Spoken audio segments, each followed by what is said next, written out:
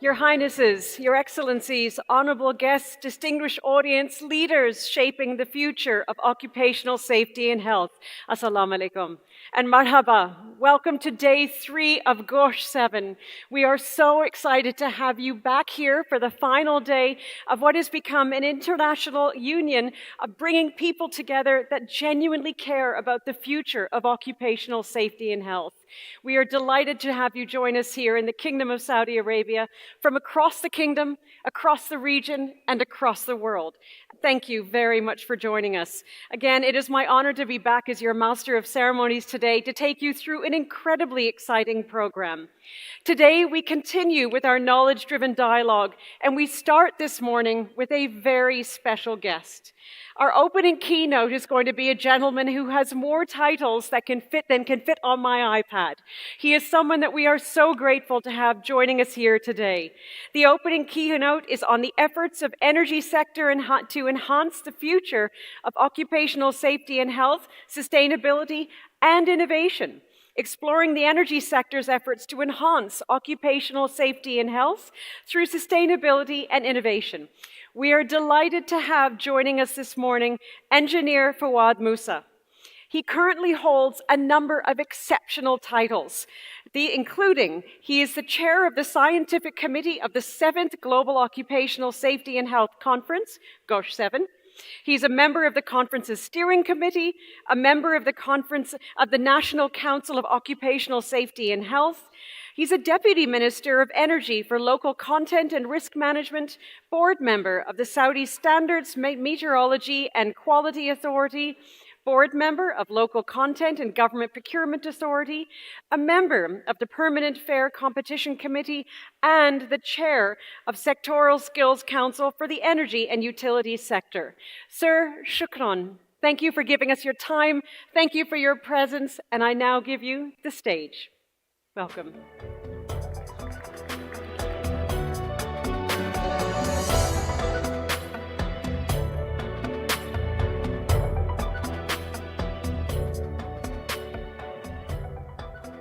Assalamu alaikum wa rahmatullahi wa barakatuh. Good morning, everybody. Bismillah ar-Rahman ar-Rahim. Salatu wassalamu ala ashrafil anbiya wal mursalin. Peace be upon you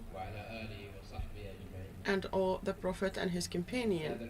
Dear our guests, dear colleagues, peace be upon you. It gives me a great pleasure at this event, the distinguished event, the International Conference of Safety and Occupational Health, where we lived a couple of days to shape a more safer and more sustainable future for our country and for the work environments, under the title Energy Sector to Enhance the future of occupational safety. We confirm our commitment and our shared responsibilities in building a culture and safety that is based on proactive prevention and continuous development. Ladies and gentlemen, these efforts comes in the light of the mission of the National Council for Safety and Occupational Health and the different sectors of Saudi Arabia. Through developing policies and development programs of high quality to enhance the added value for the different sectors of the kingdom. And these sectors contribute to the sustainability of development and enhancing health and safety, which is one of the main pillars to fulfill these messages or missions. What we care about enforcing the culture of safety, innovation, and our responsibility to protect the human treasure and make sure that they are safe work environment and sustainable ones. And to fulfill this vision, we worked at the energy sector headed by the Ministry of Energy, and the main companies and its integrated ecosystems on several integrated workshops where I shed the light about some. At the beginning, the role of the energy sector in enhancing safety and occupational health. The Ministry of Energy confirmed that the best investment is investing in a human. And the energy sector is one of the most sectors that contribute to the GDP at a percentage of around 40%.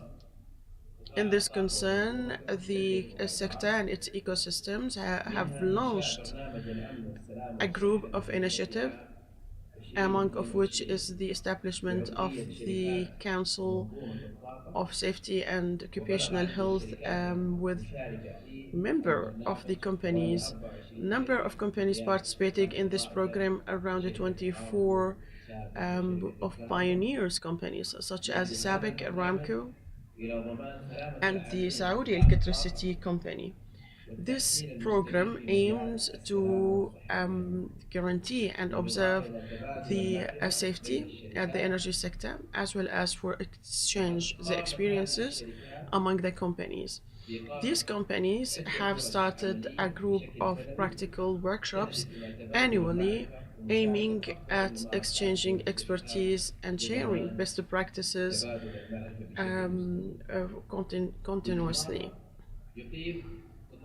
In addition, the energy sector with its ecosystem and company conducts an annual forum that targets the attendance of more than 200 of leaderships and those who are working in the ecosystems, in addition to the participation of a group of governmental sector to transfer knowledge. Alignment of the documents among the ecosystems is one of the most biggest significance in collaborations with different entities with the related companies, as well as to close work with the National Council of Safety and Occupational Health to make sure that the work are in alignment with the goals. There are initiatives conducted by the ecosystems of energy to make sure of the transformation and also the development. And this transform us from the common traditional solutions to new innovative solution that will make a difference in the future of safety and occupational health, among of which is the digital transformation for the ecosystems of safety and integrating smart innovation that will run the risk automatically. An example for that is in the current COSH 7 as it's presented by the Saudi Electricity, which is one of the companies in the energy ecosystems. And I here call everyone, those who didn't visit the exhibition and the Al Saudi company, to visit the Saudi Electricity booth because it reflects hugely the digital transformation in supporting safety and occupational health. For a sector that's important like energy, establishing secure and accurate and analyze it with AI for the lesson learned and enhancing performance and safety and health. There's also awareness campaign that are targeting different levels of different categories of workers to make sure that they are complied with the required criteria according as defined by the Committee of Safety and Occupational Health. Innovation. And now innovation has become a pivotal part of every sector as one of the most important steps for innovation is dealing with secure inspections through utilizing drones. And now the drones is covering most of the safe inspections in the high and risky sites in energy sector, as well as developing early warning systems that help greatly to sense, analyze, and predict the risk and so many vital sites at the energy. I believe that the virtual reality is one of the most important use that highly affect innovation in health and safety. The virtual reality technologies are being integrated, and this is one of the techniques and characteristics offered by the Saudi electricity to train and simulate risks and train how to deal with it before it happens on reality. The sector of energy accounts depended over the past year to support the sectors by co-joint workshops with so many sectors that are related to energy sectors. With a high focus, the work is built on future plans. We at the energy sector, we not only work for today and to run the operations of today, but we plan for a tomorrow that is more sustainable and a future vision that goes in alignment with the vast expansion in the energy sectors. Energy sectors is one of the most significant and largest sectors in within the Vision 2030 to be in alignment with so many other sections such as the industrial and transportations. All of these sectors build their strategies on the availability of energy and the future energy projects. The indicators and KPIs of safety and occupational health. The sector is developing these indexes in order to have a high impact on enhancing the work environment and circumstances and support a high and support work environment, and this will lead to creating smart work environment that are targeting all in their work and safety and occupational health. Dear honored guests, what we are targeting exceeds the protecting of lives and properties. We in Saudi Arabia, our current reality supports elevating all the capabilities to support our future economy. And this requires protecting the sustainability and continuity of our work, developing the societies, and supporting our national economy to realize the goals of 2030. Consequently, the commitment to safety is not just by a coincidence or temporarily, but it's a permanent commitment reflected by COSH conferences which are being conducted annually to reflect and demonstrate the significance of safety and occupational health. In closing, I'd like to thank you all for your attendance and for your support for this COSH. I believe that by time this conference has become belonging to all and everyone is fully convinced that COSH is a main and core pillar in reaching any economical or sectorial goals in Saudi Arabia. I invite you all to collaborate in the future to shape and create a more prosperous, sustainable future for our country, and peace be upon you.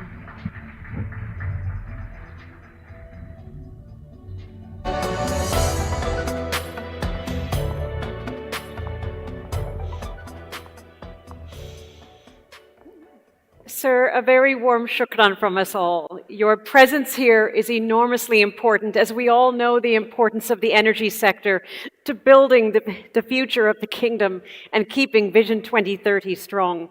We all know the importance of this event for not only the kingdom, but the region and the world. And we know the importance of continuing with the dialogues that are going to proactively shape a very healthy, strong, united, and proud future when it comes to occupational safety and health. So thank you very much for that. We now go into our first panel discussion, which is going to be a wonderful one, looking at corporate responsibility. Over and over and over, we keep hearing the word proactive, proactive, proactive. The need for people to step up and recognize what a fundamental role occupational safety and health has to do for every organization, every government, every citizen, and every guest. This session is going to focus on companies' commitment to achieving sustainable development goals in occupational safety and health, experiences, and aspirations. Our moderator is engineer Ahmed Mohammed Ajabnoor. He's the General Secretary of Sustainability Council of Industry and Mining. Now, Ahmed is a seasoned professional with over 4 decades of incredible experience, carving a distinguished career in the Saudi industrial landscape. His journey began in leading companies like Sabic, Aqua Power, and Maden, where he honed his expertise in petrochemicals, energy, and mining. In recent years, he has emerged as a prominent figure in the field of sustainability. As a General Secretary of the Sustainability Council of Industry and Mining, he has been instrumental in driving sustainable practices and policies within the sector.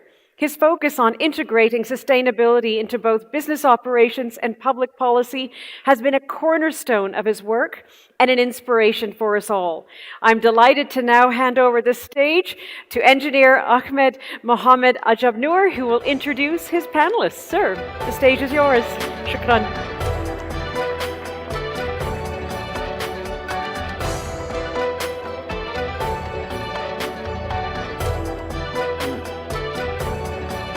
السلام عليكم.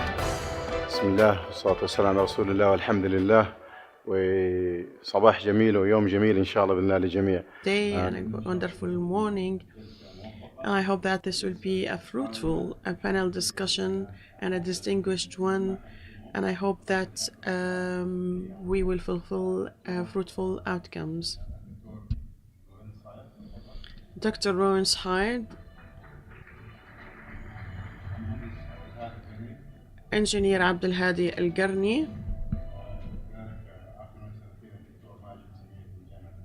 and also Dr. Majid Samir from Al-Qura University.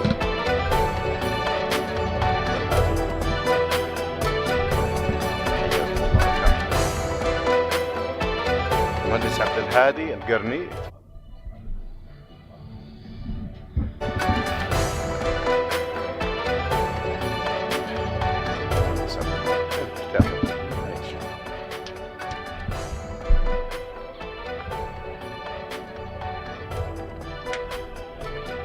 حياكم الله جميعا ونرحب بالحضور مرة ثانية.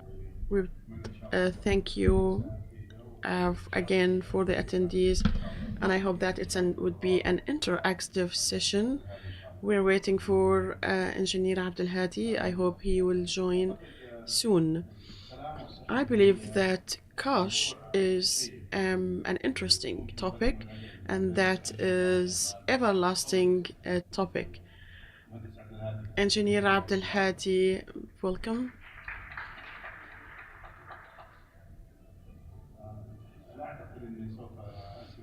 I believe that I will not talk much about the definition about COSH because I'm not the most aware of this topic. However, I believe that the existence of institutions, small, medium, and big companies We need to have a commitment, a strategy, and a vision. In a glimpse, on a nutshell, the panel is going to be distinguished and defined for a vital topic, which is the significance, which is the corporate responsibility. So many people who are working in the industrial sector and energy, this word revolves and we hear it every day. How many of the companies they wish and they desire to fulfill the SDGs, which is connected to so many topics. And Kingdom of Saudi Arabia is one of the countries that committed and approved the SDG number 17, especially COSH, in a world that is accelerating in the concern of sustainability and corporate responsibility and social responsibility in order to fulfill the safety of workers. Companies are now a main player, a significant player in this role because they have all the resources and enablers. Companies can contribute actively to protect the workers and societies and fulfill the economical and social goals. In these sessions, we will hear about inspiring experiences from a distinguished speakers, and we exchange the visions and aspire how to enhance the role of companies in this vital discussion. We hope to have a fruitful and discussions, and we wish sustainable development in Kash.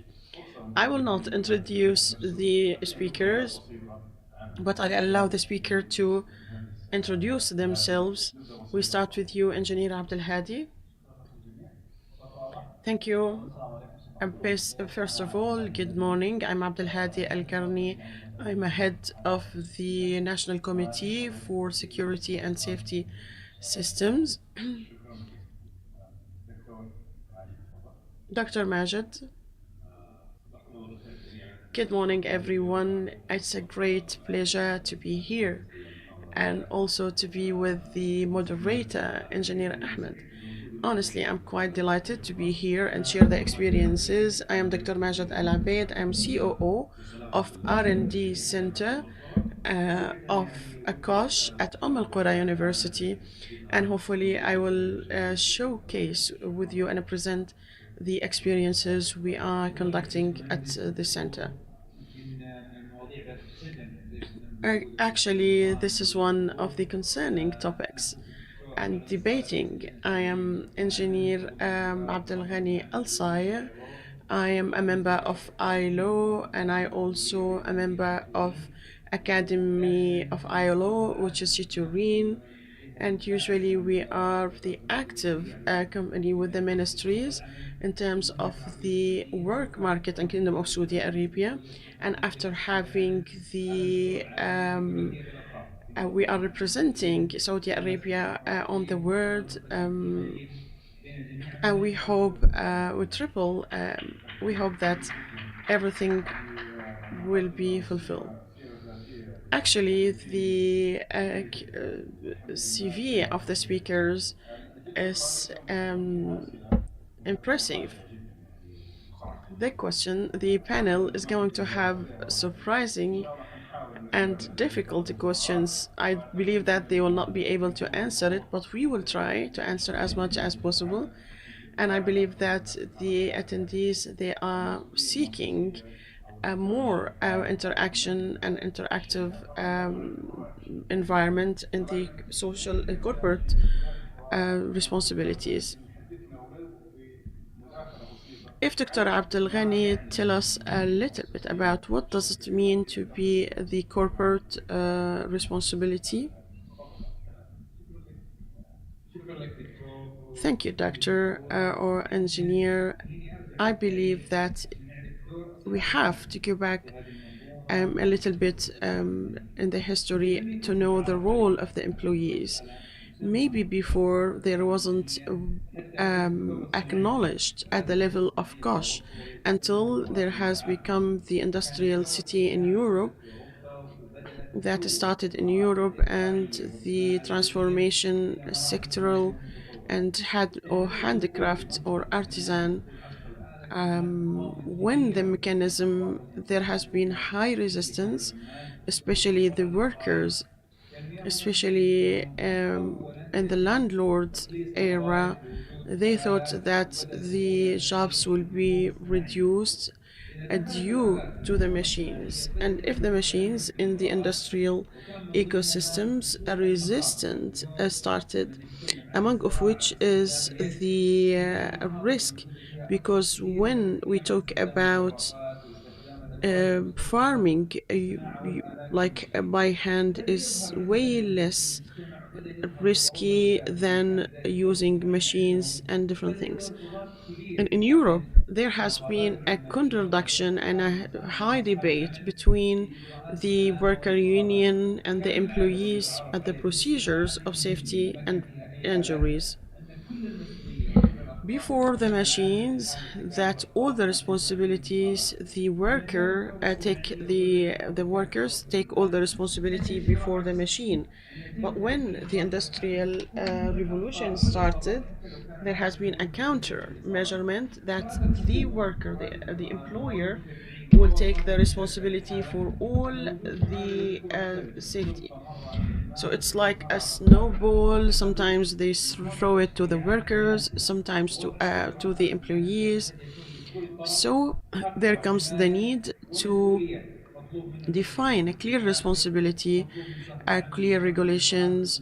At the end, the employers are required to do some of the responsibilities, as well as the workers. And now the government for the social securities and insurance. So when we talk about cash, employers, when we hear the debate that they are responsible for the injuries, but the real meaning is that they are the establisher. And later it started the responsibility of workers in different sectors. There's always with the industry, even at the agriculture, petrochemical, logistics, there's always risk at our houses.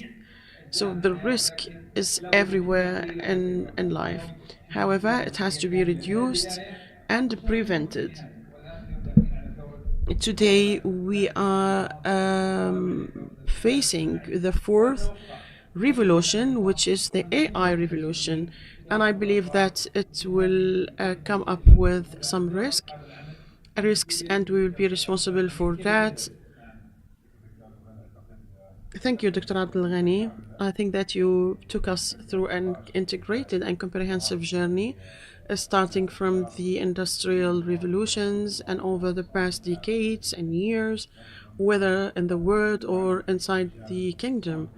Working whether in retail or industry or energy, 40 or 40 years, even in Saudi Arabia, we talking about resistance for change, pushing the blame for injuries, and later on it has become a co-joint work, and cash is the responsibility for everyone.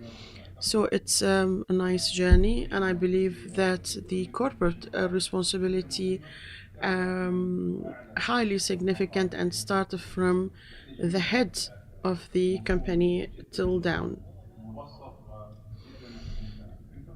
And we move now to the academicians and their significant role in developing innovations and creations and creating what's the concept or an introduction about CR from the perspective of academia and universities. And I believe that Dr. Majid is not only an academic, but he's also an educator and a learner. If we go back to the definition from the academic perspective, CR is commitment But of course, we cannot ignore the guarantee and security, guaranteeing securing a sustainable and safe work environment. For R&D, it's an integrated part of this guarantees and securement because the institutions has only to be safe and secure environment for the workers but also for the visitors. So to do research and development and then training for the workers to raise the awareness. For legalizations and compliance, and pivotal role to observe the role of commitment. And maybe if I, in a nutshell, at the Center of R&D, we conducted a quick research to what extent the corporates are responsible for the compliance with legalizations. We found out that it's a close connection between the compliance and between the awareness and the commitment and the training of the employees and workers. Most of the people, they believe that CR is about oversighting, about overseeing.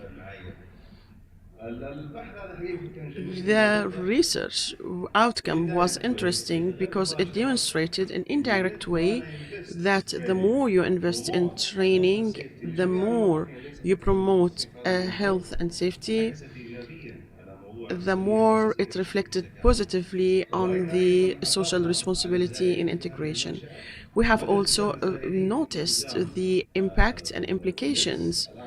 Now, if you see the visitors, they are committed to the outfit of safety, and it reflected on positively on the employees, the OCR, and for the compliance and reflects how much is the impact of academia, research, and researchers on their social responsibility, or the CR, corporate responsibility. You have connected the connection between the academy and what's happening in reality in the companies and industries. And we believe that the research of a high significance at the beginning of the conference on the inauguration day, the minister has mentioned significant figures and facts about the work of the National Council for Kosh, and he talked about the commitment through programs and initiatives. We also see the reduction in the number of vital accidents. Could you please elaborate more on that, since we have seen the need, we need the need for some solutions. And thank you for this about we talked about the journey, we have spoken about partnership as well. I would like to move to engineer Fahad. Could you engineer Abdullah, could you please uh, collaborate also from your side and inside? I would like to shed a light on about the most important title. It is, we are dealing with the humanity, with the souls, we are dealing with the humans. So this is a socially responsibility. Everybody has a certain responsibility, the government, the director, the worker, and we are here, we have responsibility, thank God. And in the Ministry of the Social Development and Human Resources, we provide, we focus on the companies. Look at Ethra or another, we look at the high mechanism, this evidence. We have found a lot of new information. When we provide everything, we provide the manpower trained and qualified. So just when you give yourself a space to think, and please have a look on the booth and the pavilions outside. participate in the exhibitions. Those are great. They have a great impact and a great competitions spirit in order to be more competitors, and we need to help them and to listen from them. And we have a main three components regarding the social of course we have also the proverb, and we learn that from our beloved Prophet Muhammad, peace and blessings be. So we know that since from we have been taught about that, about social development, social responsibility from our religions. And Prophet Muhammad mentioned that everybody he is responsible for his family, and every father or parent or a leader or a worker, so everyone he has a responsibility for what he has done, or what everything or what you are doing. And of course, no doubt, social responsibility, it must be from inner energy, from our inner motivational vibes, and we need to achieve and to have this responsibility, whether if somebody watching us, monitoring us or not. So when you have this honesty or this value, I think we will reach the highest level of safety, of occupational safety. For sure, when you are look at the or look at the subject from holistic point of view, of course, when you work together with institutions, if you have any high value, if you value the responsibility, and of course I think the list of questions goes long, but now let me move to the legislations part. Dr. Abdul Ghani might provide us some insights about the responsibility of the Kingdom of Saudi Arabia, and how much we are proud of the achievements of our country. And of course, we are now taking the role to impact other, influence other countries internationally. We have heard about the journey. How did you start? About your initiatives, the commitment. What's the next role? What's the next objectives? Could you please elaborate more regarding the legislations that the Kingdom of Saudi Arabia is going to take another further steps? Well, this is very important questions, and of course, it is a part of a different entities. It is a main entities that collaborated with the UN. And when we look at the UN, we have some multiple organizations, for example, IWO and the ILO, others. So we could see that those organizations, such as small ministries, they linked countries together, and we have listened ministry from the ministry of, and we could see multiple ministries, they are a member of board on those in those organizations.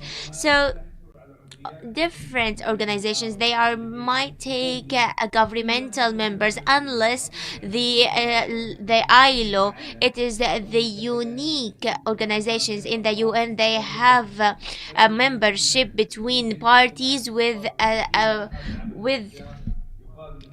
great separation. So they have what also represents the Saudi Arabia, and of course the Ministry of Human Resources. They are responsible for the technical part, and the Ministry of Justice responsible for the diplomatic part.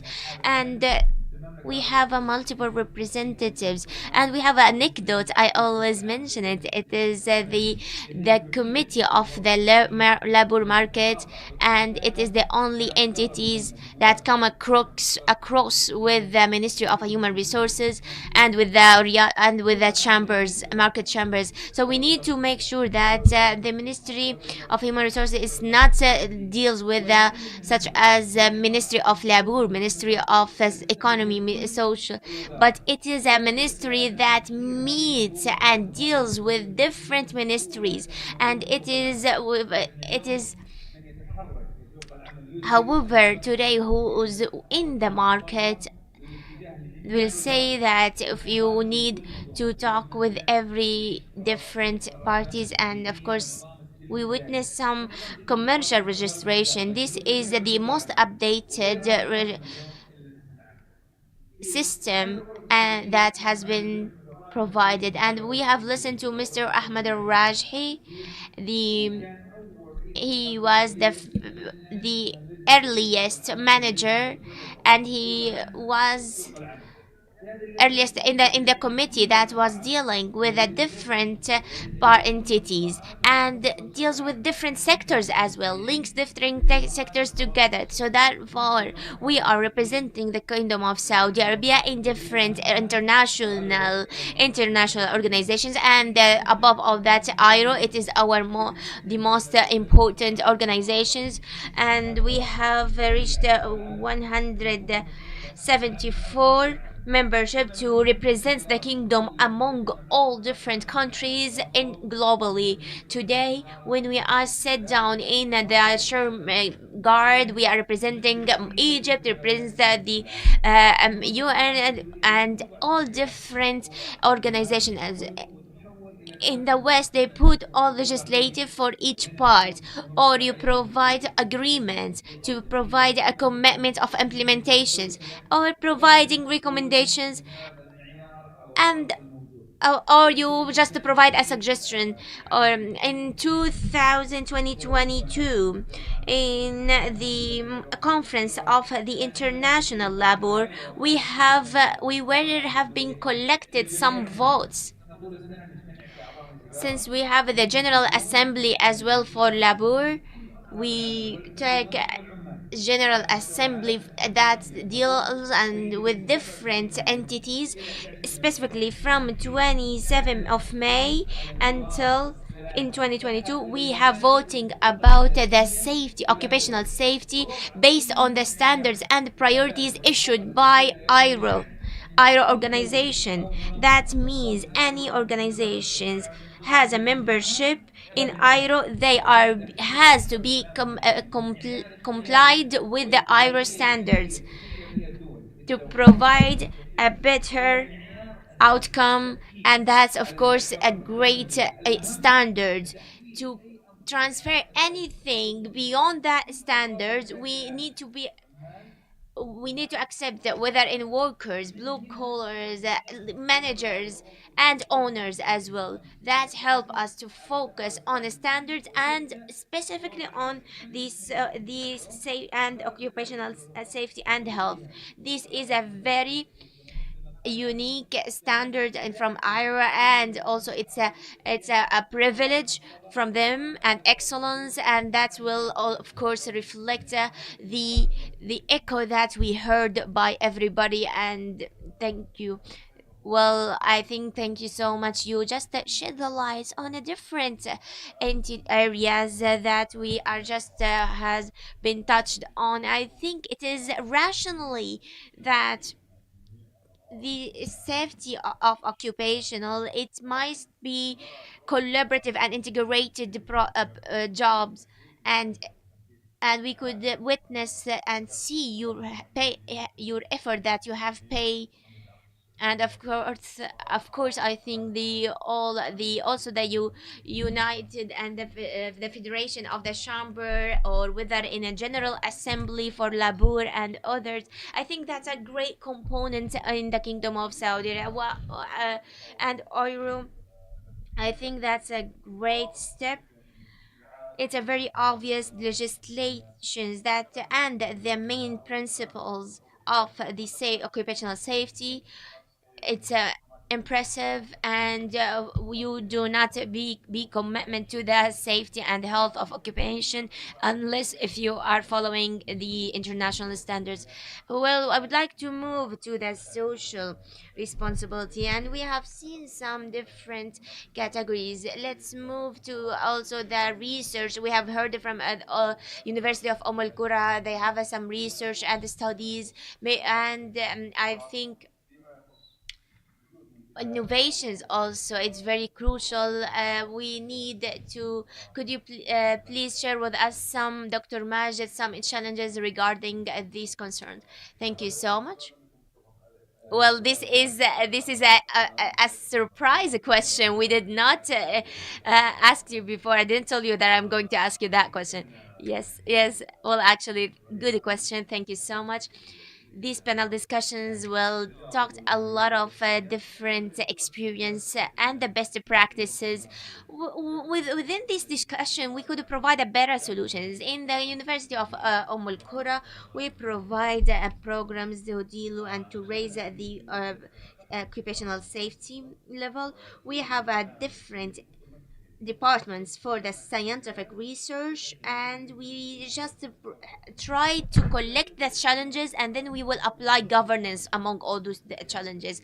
And I call it, it's a good and a better challenges. I don't call it like a crisis or an problems. It is a challenges that we need to solve it. We need all the managers, all the chairmans need to transfer the challenge into a successful story. I will mention a short story with you that I say, if you have a challenge and you jumped over it, so you are successful. If you hide this challenge, if you don't speak about it, you don't share it with people, I think you don't want to provide the solutions, and you will not reach the SDGs as well. So we tried as much as we can to collect all challenges and provide governance, a great governance system. And we collected and we established a platform to provide a certain approach for all the innovators.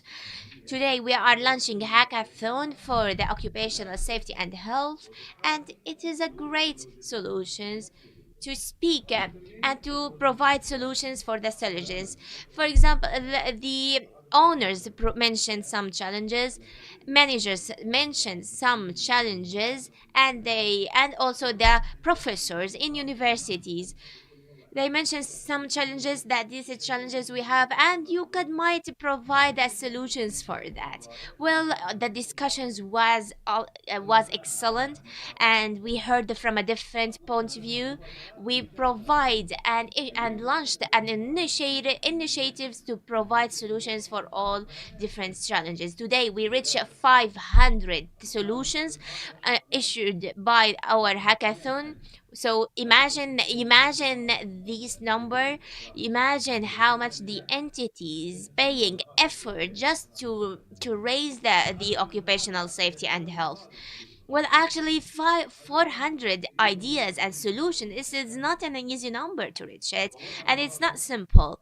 We tried to provide workshops, programs, raise the capabilities among all different people, provide them with the professors, coaches, and we stay with them at 24 hours.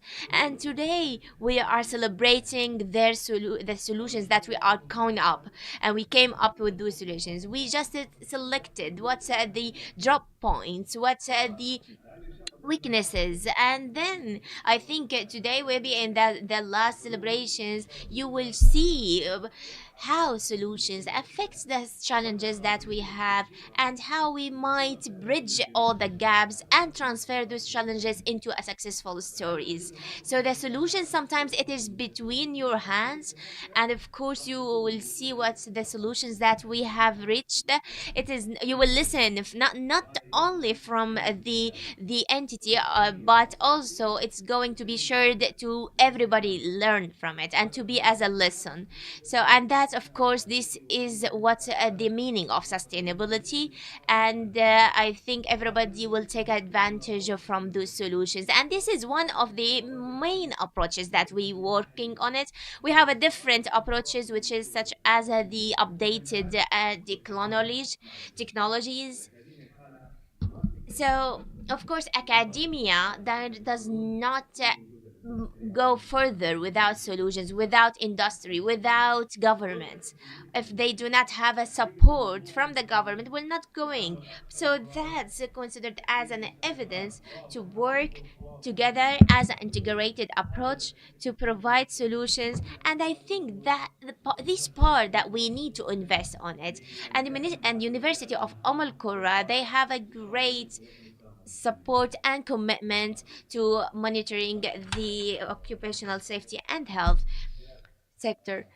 Thank you so much. Well, actually, that's impressive when you have some challenges and you change it into a successful stories and opportunities.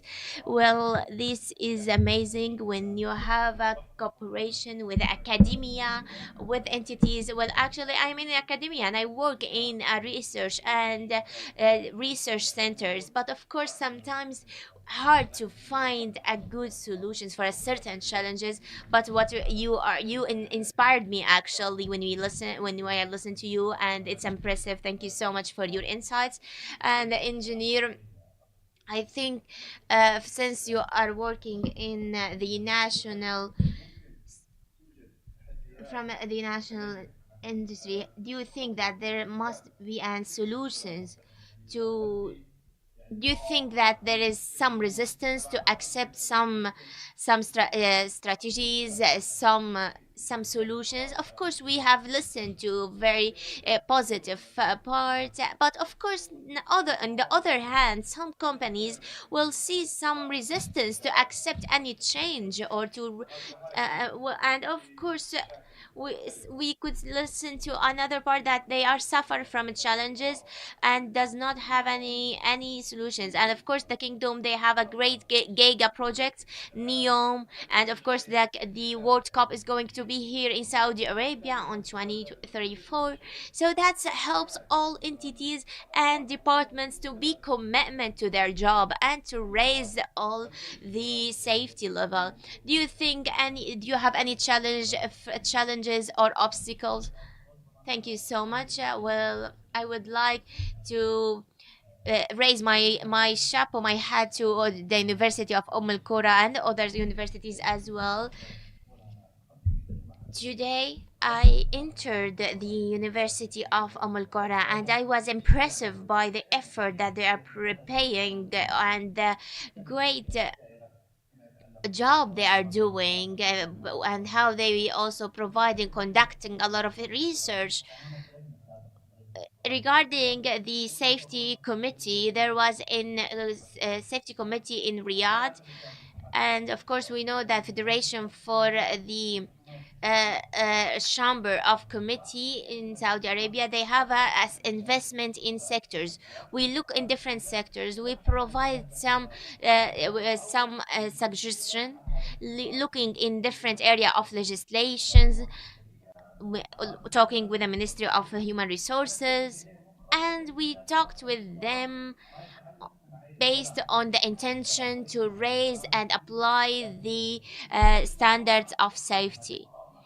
Regarding and the resistance, of course, some companies will have some resistance because they think that is going to be strict their productivity or their interest. Somebody they want a kettle in their office. Others they want to like a smoke, or they have they smoking, so they need to go out and smoke. Or so when sometimes the safety part, it is. contradict with our interest, with our personal interest. And this is a very simple challenge. We must need to share it. Another thing, which is some entities, when they have a very high standards of the safety, they have a great, for example, a fire happened in in a company. It's going to cost more than a double thousand after, if they are not in compliant with the safety compliance and the safety standards. So it is better for all companies, all different entities, achieve these standards. It is better for you, especially in the insurance part. If you have applied that, that's going to cost you fewer, and that's going to save your money. So we need to provide a good balance between the policies. So I think the indicators are very good, and we sit down with the general with the central bank, and we try to discuss with them the part of the insurance. For example, in they have all the committee among the traffic. They have to indicate and to provide evaluations on the risk. If their company has a two manufacturing site, so they need provide a standard of the risk, or they going to give us some risks. And of course, what we will give them a good amount of the insurance based on the manufacturing, based on the risk management and the risk that they are aware of them. Well, actually, that's a great I think job when you have also insightful part and motivational part. But you mentioned, yeah, some resistance based on a personal level, based on a personal preserves pre- and interests. So I think when you enter a certain entities from the door, you will know that if this entity has a great safety compliance or not. From the gate, you will notice that, and I think everybody agree with me. I think this is also from ILM. Let's move to the role of private sectors, Dr. Abdul Ghani.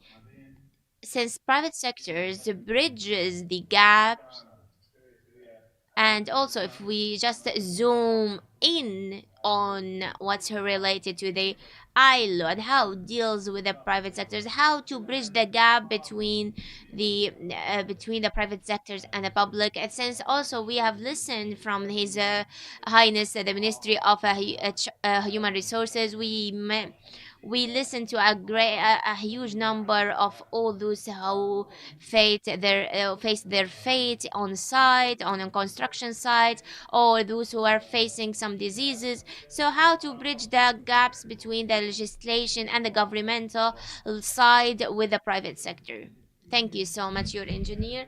Let me just touch upon the numbers, since these numbers issued by the UN. Every day I see those number, I just reread it again and again until I comprehended the number of deaths.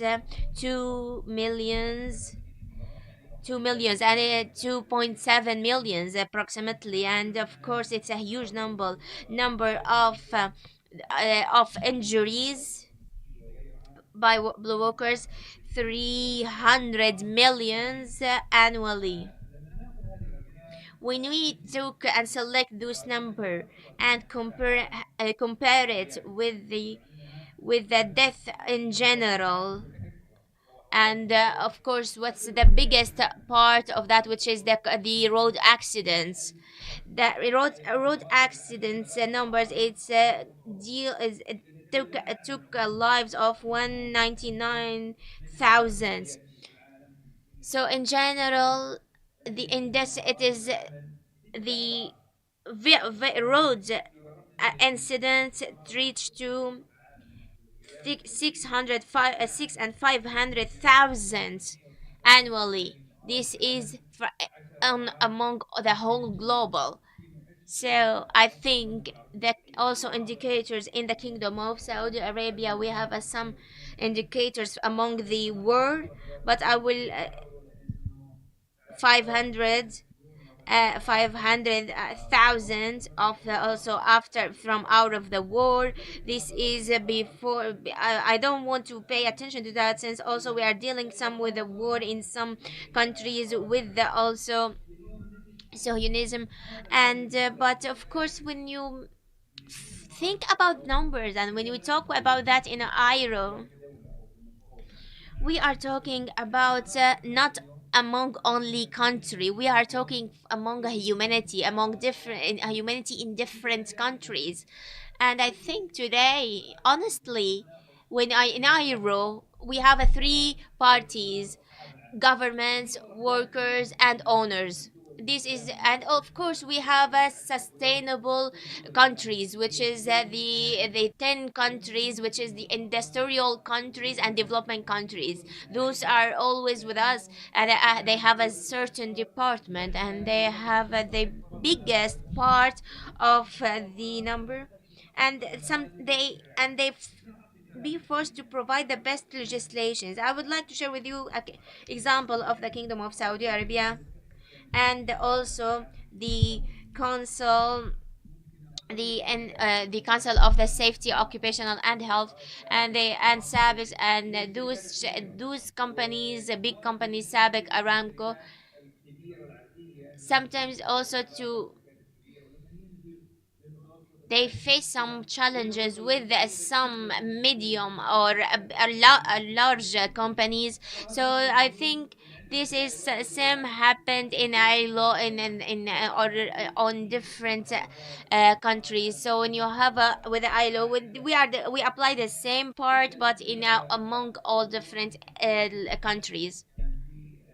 You will see the general secretary of the worker, he mentioned that they applied some standards, and especially the simple countries. And he mentioned that even the companies in the industrial countries, when then when they have working in constructions, they apply a very few standards and weak standards. And he mentioned a project in Belgium, or in also they were they or in Pakistan, they were not applying the same standards that has been conducted in Belgium.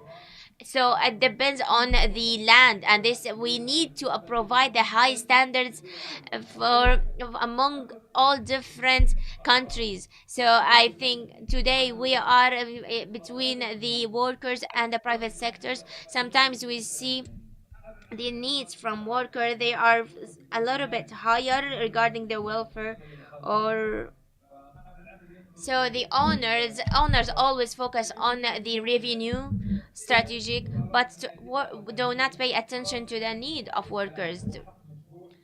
Today the welfare is very important, and it's a human right, and for to provide the welfare for the workers. The owners see that from another angle, which is that's going to be cost, and to cost thousands of dollars. And of course, but the governments has the ability to provide the justice between the workers, between the entities, and of course that will not leave our neighbors lack of standards or providing a lower standards. We need to provide a balance between the cost and then demand, and I think this is what's happening in the economical. When you try to apply the standards, the industrial and the industry is going to cost more than you cost before. So I think you will see that companies sometimes produce fewer fewer quality of products rather than opening a manufacturing in other countries. So I think this is a huge gap. We need to provide it and bridge it, and to provide a compliance between the government, if I talk specifically in the Kingdom of Saudi Arabia, or in also how to link between countries to provide as standards, best standards, to provide the best prices. And we will not also, I was just to conclude with something.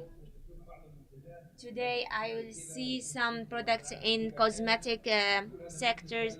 My daughters see that this is this is expensive and this is cheap, and but always I see that this I would like to say that the product is the same, but my daughter still anxious about the products and the all components of the cosmetic products. If it's natural, if it's taken from an animals, so that's a good for our life, for the humanity.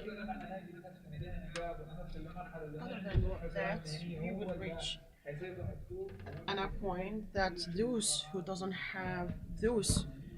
who have academic research and companies who coach and governmental ecosystems to set the organization. If they don't have all of this, it will be a false economy. And this is our role to transfer this experience and as an ILO and as an ecosystem. I believe that you have described here the experience of your daughter, which is a culture. The culture of that is doesn't revolve around the coast as much as it resonate around the value. Pu- Usually, they say that cost is a priority, and this is not a fixed say because priorities matters. The connecting the private sector to the regulations and the legalizations. Previously, the American National Safety Council, they say that for each dollar you pay for cash, you will gain $5 in return. So mm the if everyone spend the same dollars, everyone will gain five. But if one spend $1 and the rest retain from spending, then it will take some times. A company, they said that a huge loss because they are doing a future plan for restructuring and the governance.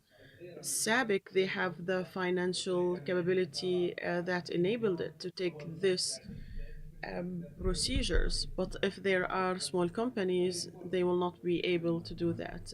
So it's highly important. The economy connecting to all the industry factor and any product or any product you deserve, or you have to have a different perspective. However, in the era we live here, the connection, the linkage, the state of art technologies, AI. Maybe Dr. Majid said that these people they have so much problems, and the center will keep on going until our grandchildren's era. Maybe CR and sustainability in CR is highly significant. However, we require R&D. Would R&D play a role in creating policies and legalizations on the level of the UN or the Council of Gosh, we see the close relations.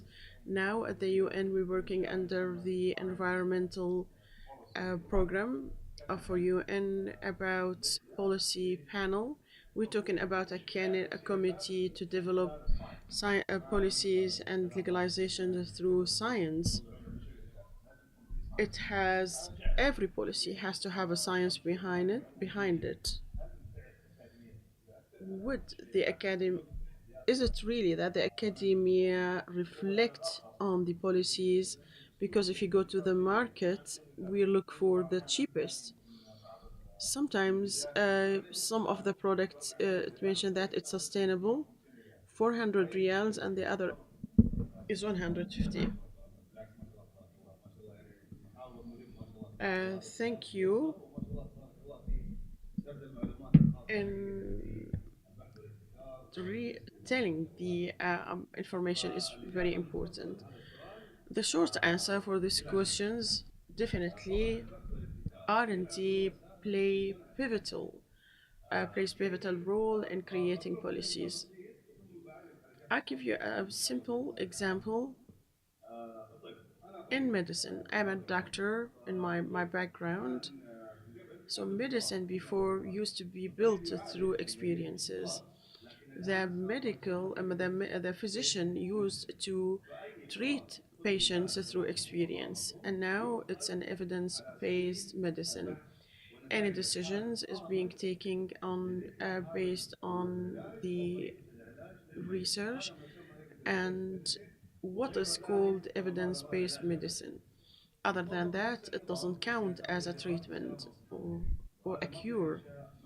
Same thing, the same concept is being applied in Kosh, and this is the reason why the R&D um, center for in Kosh field was established in Qura.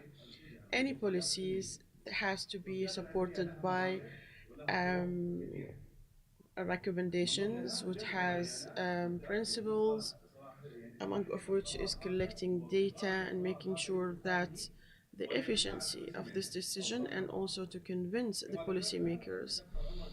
As we mentioned, that each real or each dollar has $5, and this is what is called cost benefit analysis, and this is existing in scientific research to evaluate how much the benefit analysis from each cost and to apply it on cost. And this is the first principle of research. The second principle, which is the opinion of expertise. Usually, it's all gathered in one research with a solid approach in order to have the opinion, the public opinion, and it being validated by the research and academicians, and then it will be exported to the decision makers. The other principle is benchmarking. We count on benchmarking in all countries that apply the best practices, taking in consideration this rule and to come up with a unified work that support the existing culture and that is similar to the countries that apply similar pillars, sustainable pillars in cash. I mentioned some of the principle, and I'd like to mention something that is important in my session and my discussion with the experts. I trust these directions. Previously, the research investigation used to be directed and focus on accidents. Now, with R&D, we found out that a huge part of R&D for the institutions that has zero accidents. Why? Because we want to reflect their experiences for the prevention of accidents. So if the companies applied this criteria, it has to be benefit as lesson learned, and this is a third approach we would like to demonstrate. Innovation plays a pivotal role, so the recommendations are being reflected as policies and procedures and reflected for the innovator. For example, the telemedicine device, which we presented in the previous conference, which is to be assessed for this efficiency in the work market. Once we have recommendations, we send it to the policy makers. So we are working on triangulations, researchers, decision and policy producers, and then the stakeholders to support the decision on an evidence based, and we are ambitious to be sustainable for all. Dr. Majid, I believe that this is a highly important point for the institutions that have zero records of incidents and other institutions that they don't, some of the institutions that they don't have um, incidents. I feel scared. Maybe they are not reporting these incidents. However, you had it from a different perspectives. You have excellent examples, you have good research, so let's benefit. I like the way how you connected to the policies and the existence of being supported and to be evidence based. I believe that the SGDs, what we are working in the Saudi Arabia, we are need to enhance, and as Mr. Abdel Hadi, in terms of the private sector and its role in building the culture of safety and health. And I believe that this culture is being built. We've been through so many experiences, whether in Sabiq, Ma'aden, and we faced a successful, but if there's no high commitment from the concerned party. Are there any examples about building a culture of Kosh? Are there any challenges in a public, not a personal point of view? Of course, it took us so much time to raise the awareness on the medium and small institutions. Another question, would the training play a role in raising the awareness? We hope that all the institutions and all the efforts are targeting the change of mentality at the leaderships. Dr. Ghassan Hamad, he had an article into two parentheses, say that some leaderships believe that the safety and the safety measurements as something silly, and consequently they don't assign a budget. The impact of safe Scotch is on 20 to 30 years on a long term implication. For example, let's say that at the hotel it's 10 or 15, and imagine how many floors has the hotel. If someone is smoking, someone is playing with the electricity sockets, etc. For all sectors, the has to be daily routine and repeated one. Other than that, still the culture will be imputed. It reduced so many accidents. At the National Committee for Kash, we were highly keen to meet, especially in education and their educators, for their enriching through workshops. I remember that we have fulfilled 11 workshops with 7 local experts and 4 international experts. We met with His Excellency, the Minister of Education. We mentioned the importance of raising the awareness and to integrate it in the pedagogy and curriculum. The quality of training, the volume of training. We know that the training is non-ending. Training is continuous.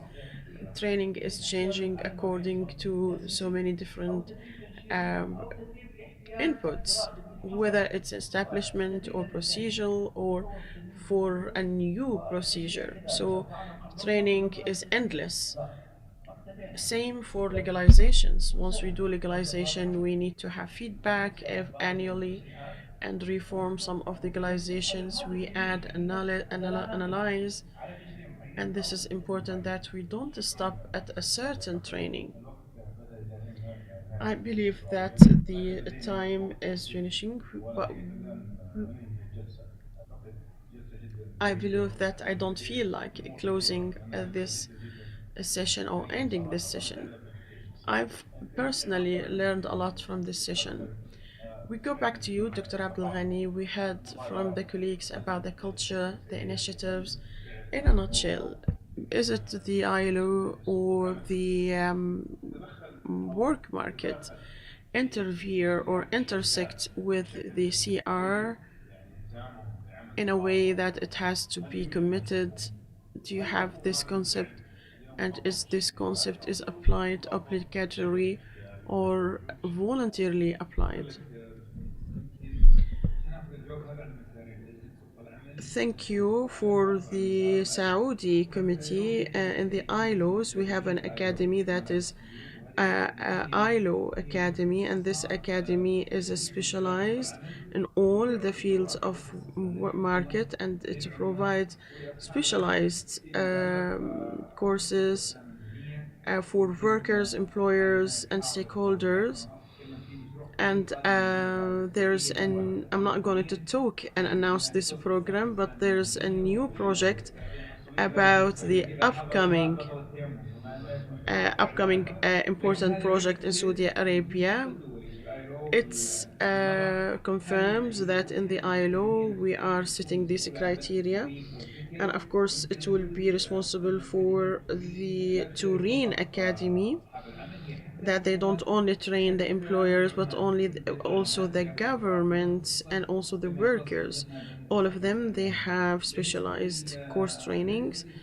For the Saudi committee, and I we are very close from both entities, by the government, at Saudi Chamber Alliance. We meet annually more than 12 sessions that are trilateral and bilateral, where the government and the owners, in order to have outcomes, among of which that's concerned with cash.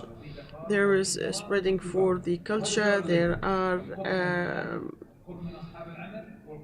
agreements, and also to receive the agreements and draft. Maybe the Minister of Human Resources and Social Development, he said that we at the Kingdom of Saudi Arabia, we are distinguished at the social dialogue because it's not conflicting, it's an agreement. When this example was reflected, it was in COVID-19, because the workers, they have sacrificed a little bit, and also the government took on its the burden of paying the salaries of some of the private sector. So everyone has to play their role, and this is the unique things, the social dialogue in Saudi Arabia, that all the parties, they try to compromise for the success. Kingdom of Saudi Arabia is highly distinguished in running the crisis, and one of the most significant stations here, the COVID, and it's working with ILO and international organizations. They can see the difference in Kingdom of Saudi Arabia and their internal and external dialogue. And I believe that the social responsibility and the company commitment to cash under the umbrella of SGDs, we of course we will have high figures, and I believe that the thermometers to measure the indexes of accidents by Coach Council, we observe a good development, and hopefully we will hit number 0 in accidents. I believe that its collaboration is something important. Once again, we go back to the academy and Dr. Majid, the last word to enclose from the academia. Of course, the work is still ongoing in R&D, innovation, and commitment of the companies in executing legalizations on development. And I believe that this is more important. Dr. Abdelghani mentioned the international responsibility. They started the accidents.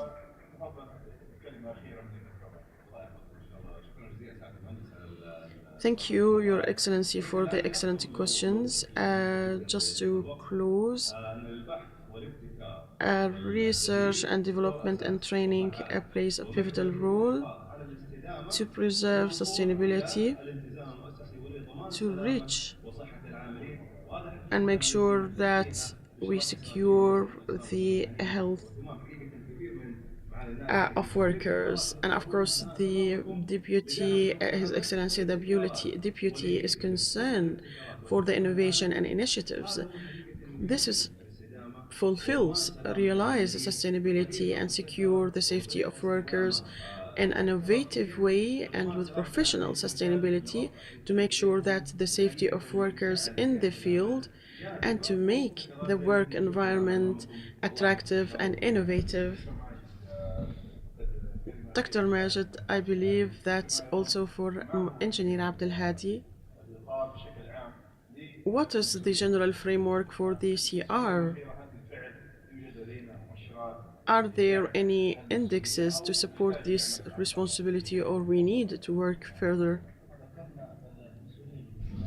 As we mentioned before, the CR is the responsibility of everyone. It doesn't belong to a few groups. Everyone is responsible. The minister holds responsibility, the employee, the worker, security also take the responsibility of security. So if there's any fault in any of this cycle, we will have a fault in the CR. I believe that if we talk about the sessions, being that I go to Thailand, Britain, and everywhere, I ask Engineer Ibrahim. He said that I have these initiatives, and then I found out that Saudi Arabia they've reached in this initiative 50 to 80%. I visited most of the global countries and have been exposed to experiences. However, what I've observed from accomplishment over the past 7 years, I haven't seen anyone else around the world, not in Egypt, not in Eastern Asia, and not in Europe. The support existing by the government, building capacity, legalizations, the council, the support, and all the sectors connected to a kosh.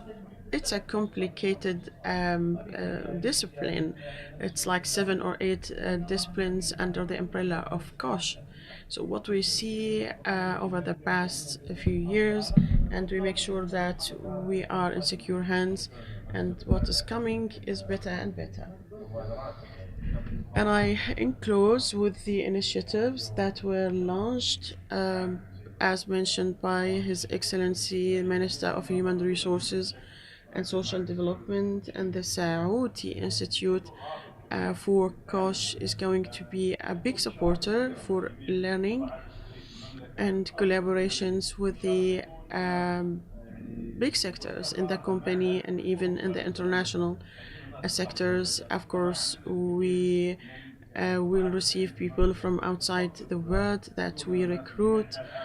People from around the world to study at our universities and become pioneers. The Kingdom of Saudi Arabia is a pioneer, and this is one of the flagship initiatives, and to have responsibility, whether governmental, academia, etc. It's a very interesting dialogue, and we are learning, and we can see so many of the attendees. They have, I can see in their eyes that they have questions. These speakers are available, and you can communicate after the panel. I myself as well here and available to answer any of questions. But due to time constraints, we are closing the sessions. Thank you, Dr. Majid, Engineer Abdel Hadi, Dr.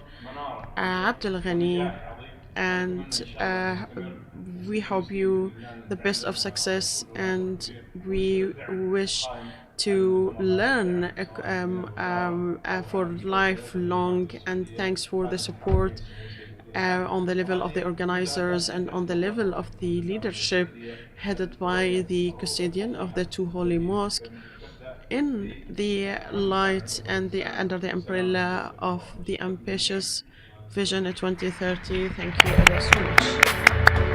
شكرا، الله يعطيكم العافيه.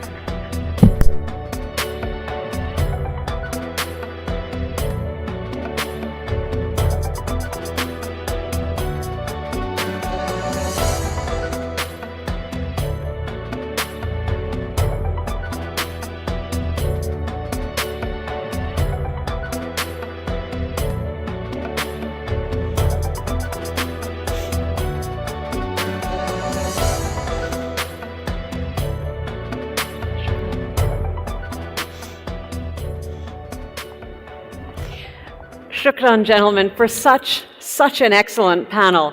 I must say it was so interesting listening to this last panel, looking from the private sector perspective, because it reinforced very much that the shift that's taking place, as the Vice Minister said 2 days ago, the fundamental shift that's taking place in the belief system around occupational safety and health, it's not only about doing it because it's a good business case, it's a moral case. And I love that Dr. Abdul Ghani actually invoked his daughter, bringing his daughter onto the panel, speaking about her from the point of view of, again, occupational safety and health goes far beyond the workplace. We talked about it 2 days ago, about the fact that it's two hands that clap.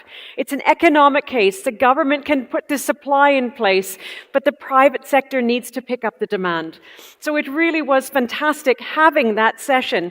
And I want to once again re-emphasize and re-honor Engineer Fuad Musa, the chairman of the Scientific Committee for the 7th Global Occupational Safety and Health Conference, GOSH 7, as well as Engineer Ahmed Mohammed Abjab Noor, who beautifully ran this last panel, the Vice Chair of the Scientific Committee, who both have worked tirelessly in putting together an exceptional program for the last 3 days. This has been such a wonderful shift in how the kingdom is truly becoming a leader in making sure that this issue is not only raised as a part of Vision 2030 for the kingdom, but it's raised as part of the industry and the global community. So to all of you, I thank you for being here, and to the wonderful chair and vice chair of the Scientific Committee for GOSH 7, we thank you so very much for everything that you've done. We now shift into our keynote speech, which is going to be absolutely fascinating. This keynote explores the regulatory framework, laws and standards for radiation protection of workers in nuclear and radiological environments. It highlights measures to safeguard challenges in enforcement and innovative solutions to improve compliance. Now, importantly, this keynote address, Regulatory Framework, Laws and Standards for Radiation Protector of Workers, is going to be led by Dr. Khalid Alisa. He's the CEO of Nuclear and Radiological Regulatory Commission. Now, let's not forget that the Kingdom was amongst the first countries in the world to utilize nuclear and radiological technologies, particularly in the exploration of oil and gas. The NRRC strives to achieve the highest levels of safety and occupational health by developing regulatory frameworks that ensure safe use of nuclear and radiological technologies. In addition, it issues licenses and monitors compliance with regulatory requirements through continuous, careful, committed inspections to ensure adherence to radiation protection for not only the workers, but also for the public and for the environment. I'm honored to welcome to the stage Dr. Khalid, and I give you, sir, the podium. Over to you. Shukran.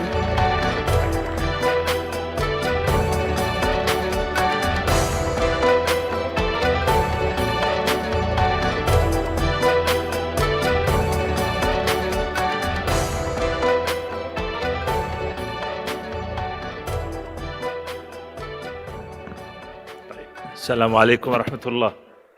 I'm not sure that my speech will be fascinating, but I will ask you to say Amin. يا رب يكون fascinating.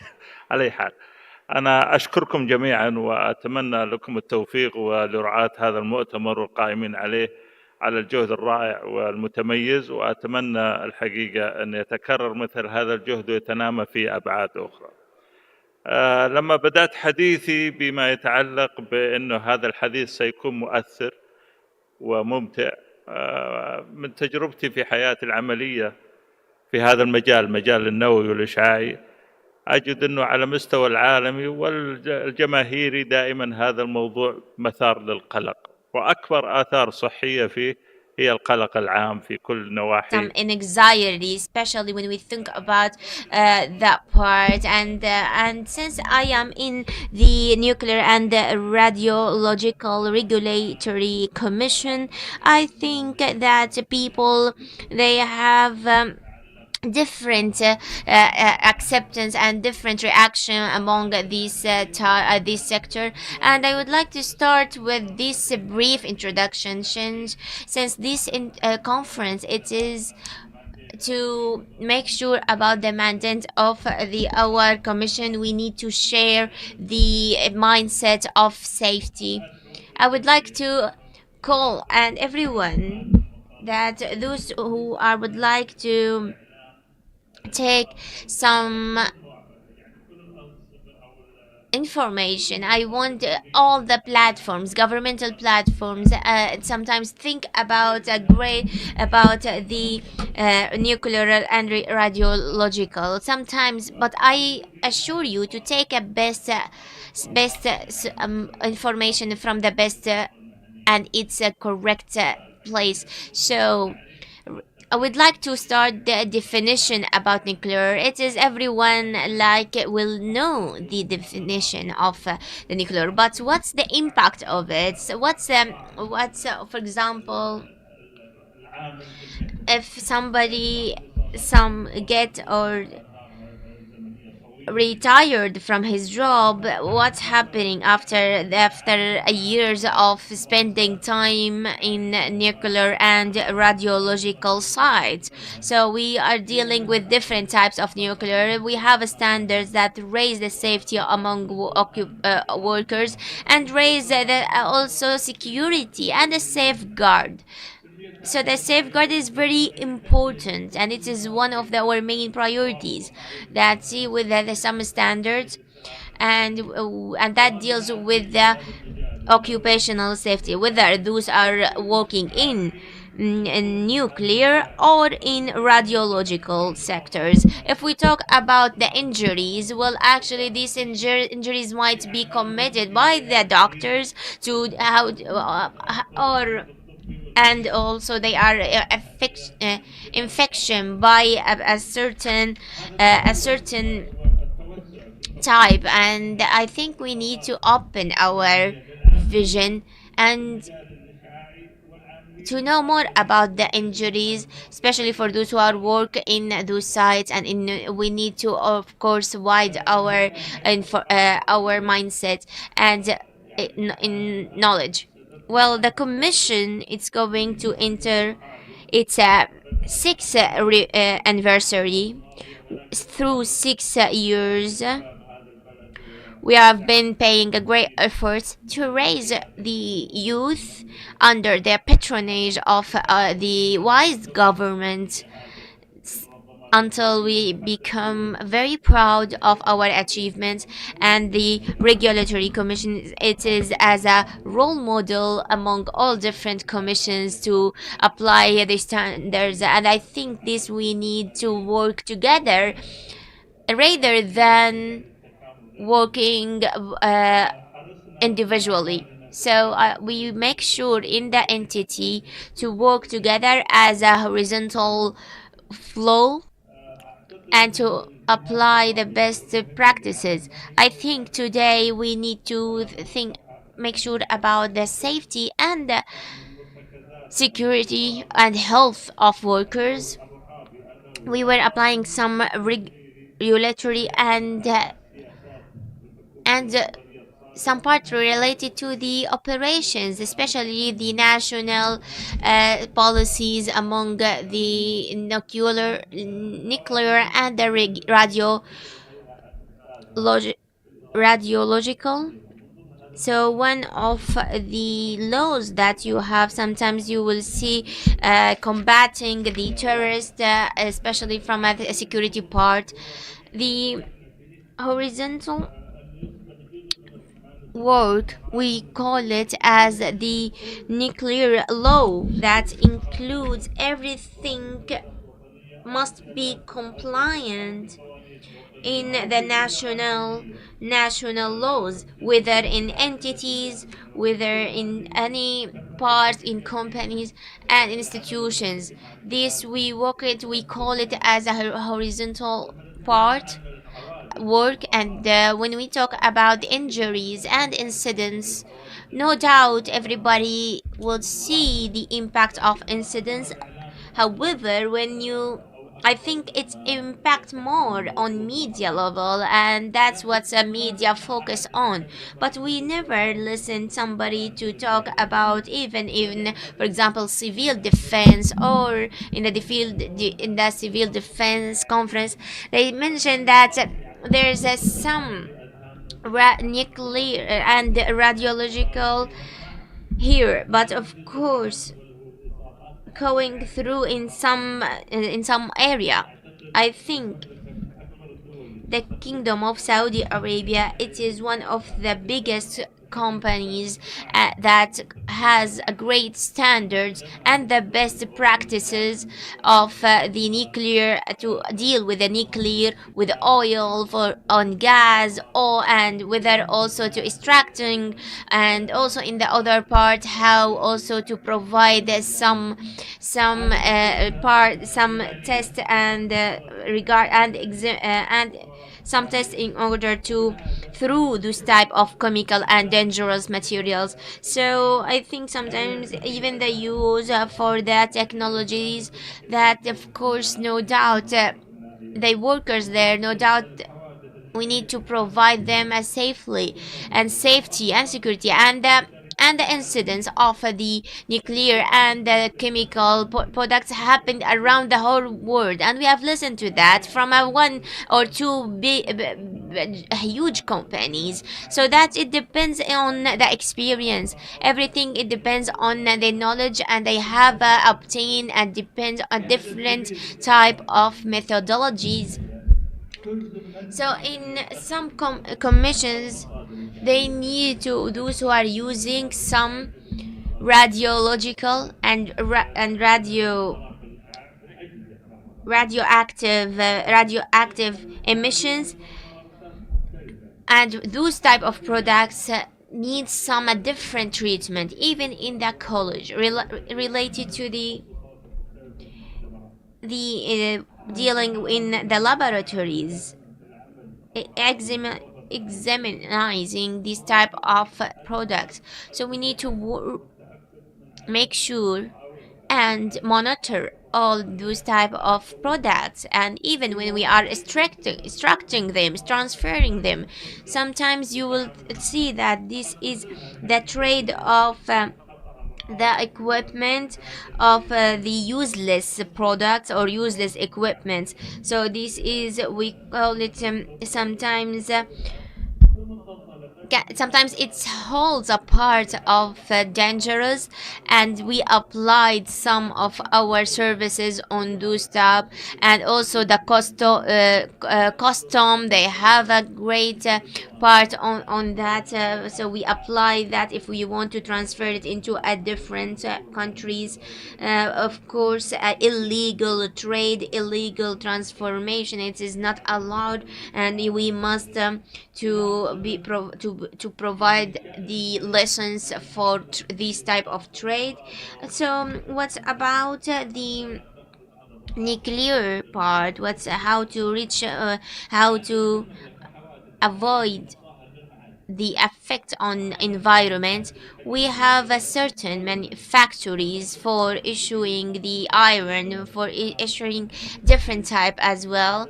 So those also companies, for example, does not have any license, and they enter the and the products enter the kingdom without any license, or and even the amount of the iron, it's very small, so it sometimes you couldn't differentiate it from a different materials.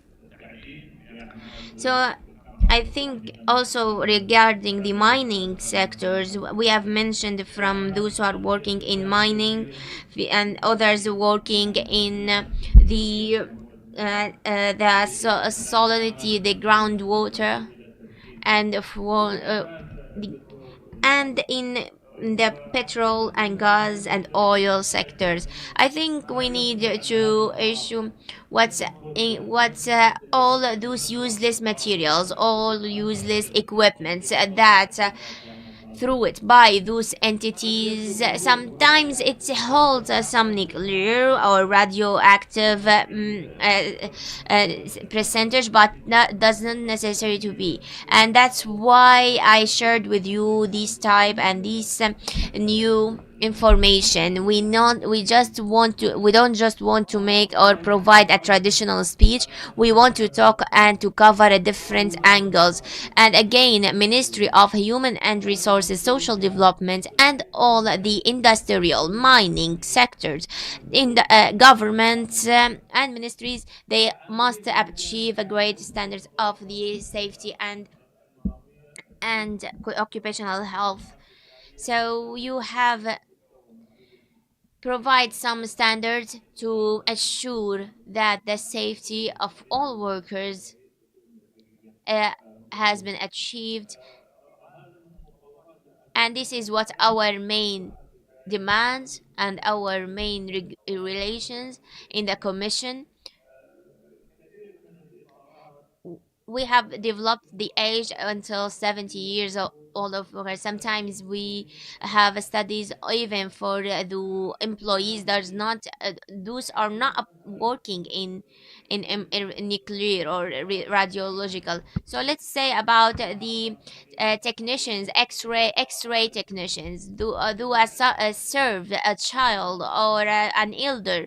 So depending on principles, the X-ray technicians or X-ray provide will of course must not come and be with the child, with the patient.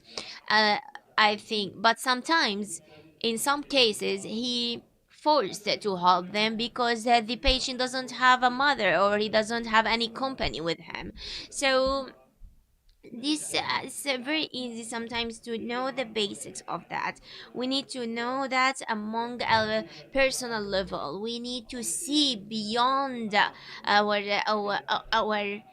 beyond our horizon and be rational. So I ask to raise the commitment in different ministries, and even the for example we have I passed by the safety, occupational and health. We need to make sure about all the terms that we use, even when we are dealing with injuries, about nuclear injuries, radiological injuries. We need to be proactive and provide a better solutions. Today, diseases, it is not be necessary come out of nuclear or the radiologicals. It might be affected in infected by other diseases or other symptoms. So so this is a huge part. We need to make sure and shed the light on this part among the Kingdom of Saudi Arabia and the emergency department. We have face 1 and 8,000 persons face a nuclear and radioactive. Sometimes it is considered as a the scanning those type of cases. We have the center excellence centers for the for the x-ray and radiological emergency. We provide the best active solutions and the best scanning for the workers. And if we talk about also the working in that field, we need to provide a certain plan. If somebody got has a certain disease or a certain symptoms, he must follow that properly. And I think this is going to be as a national work with the different hospitals, with with the emergency as well the department. Next June, in next June, we have a nuclear incidents in the kingdom. We will work and to provide a high perspective, and we will work about that with from a different governmental entities in the Kingdom of Saudi Arabia, and we will witness these new decisions from them. And I think from we will support by the of course supporting the decisions by the governments has been achieved. From my from my place, I would like to advocate everyone. I would like to advocate everyone those who are has a responsibility to support us. A lot of cases, it's considered as an important case is to raise the capabilities and to raise the social responsibility. This is also the last programs that we are working on in the nuclear and the radiological and the radiological commission to make sure and to face any emergency nuclear incident.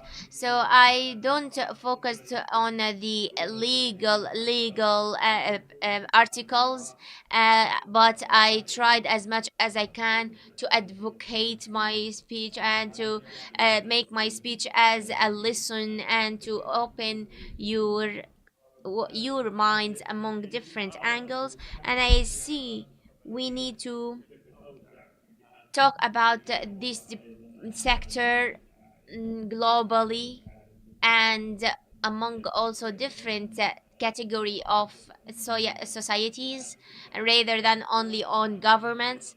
And of course we need to raise the awareness among all the workers, those who are working in the nuclear and the radiological sector. I think this is our status quo. It's focused on institutional legal laws. So for the first and foremost time, now we have the mechanism of integrated roles between different entities. We could see that regulatory monitoring must be supported by a integrated holistic approach between the different government entities and the commission, or also with the civil aviation, with the cost custodium, with the custom as well department. And so we have 12 entities. If we try to work together, we will of course reach the best level of the occupational safety and health. This mechanism helps us to go further, not only among our society or but also to achieve the international commitments in the Kingdom of Saudi Arabia. And of course, because the global commitments and compliance needs a lot of regulatory process, and regulatory process in the nuclear and radiological, it's always considered as a threaten, and also needs to pay attention to it, because everybody sometimes they have some tension when they and some concerns regarding the nuclear, regarding the radiological, but we need to provide the security and the safe approach. Those are working in nuclear sites, in x-rays, in hospitals, in airports. So the Kingdom of Saudi Arabia is commitment for to provide also training for all. So we need to provide the training among all the level of workers. And of course we are a little bit behind, but to come, it's to come late is better from nothing, from never, no doubt. I think that is very crucial. And now we are just started and we are going further. In we need to raise the awareness and the raise. And that's why I mentioned those type of incidents, just not to threaten you, not to provide some tension, but of course to raise and to listen to the to these stories and to make it as a successful stories and lesson to take. I think if you have, I think if I used it to provide a speech and to be interactive speech, I would hope that if you have a questions, maybe I will answer. If you have any question about commission, the nuclear and radiological regulatory commission, where is it located? I will of course I will answer everything. And of course, thank you so much. Thank you so much. I will not take a longer. If you have a questions, I am. This form is more casual meeting. If you have a question, if there is no question, I think I didn't express my insights properly. Thank you.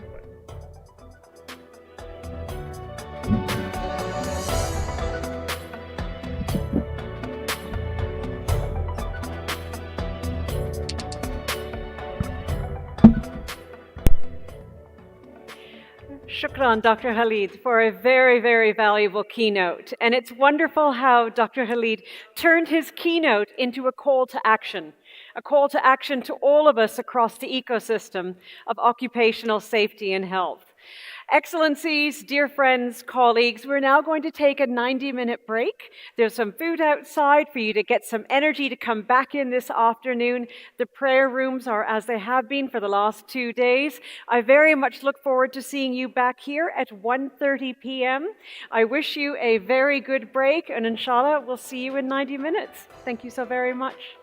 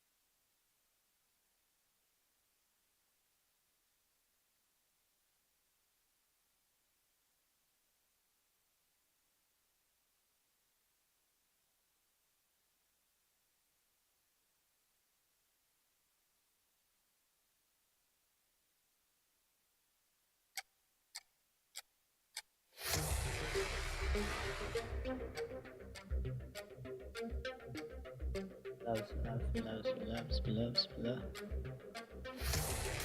صوت.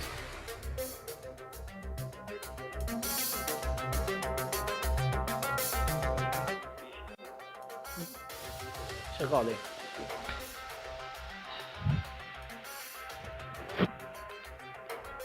أصحاب المعالي والسعادة، الضيوف الكرام، نلتقي اليوم في ختام الهاكاثون العالمي للسلامة والصحة المهنية. هذا الحدث الذي يعد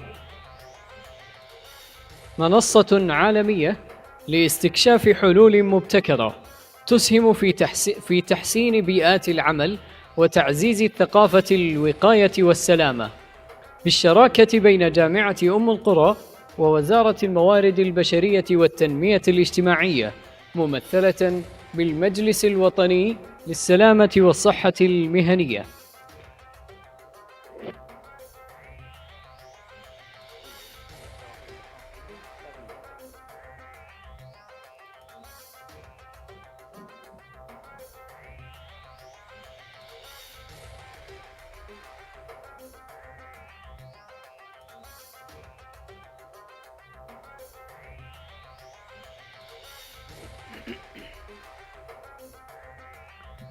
لقد شكل الهاكاثون مساحة خصبة لتلاقي الأفكار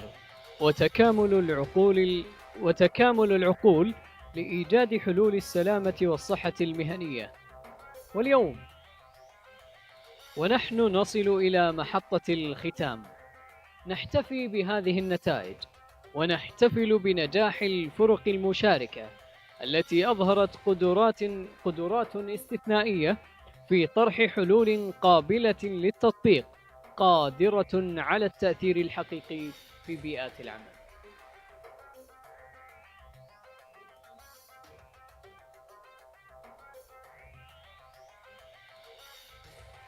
يسعدنا أن ندعو راعي الابتكار، سعادة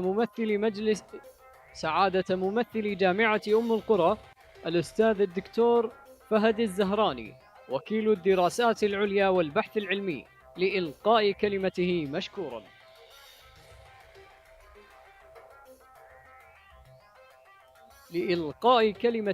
تقديرا للدور الرائد الذي اطلعت به الجامعة في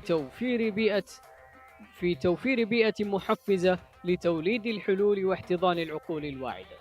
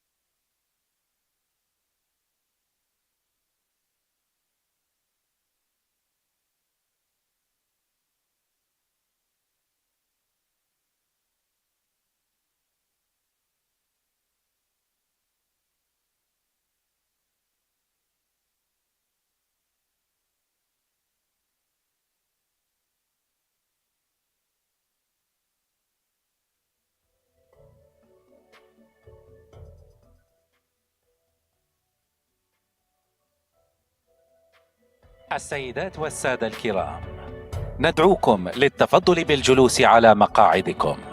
سنبدأ بعد 10 دقائق من الآن. Ladies and gentlemen, please take your seats. We're starting in 10 minutes from now.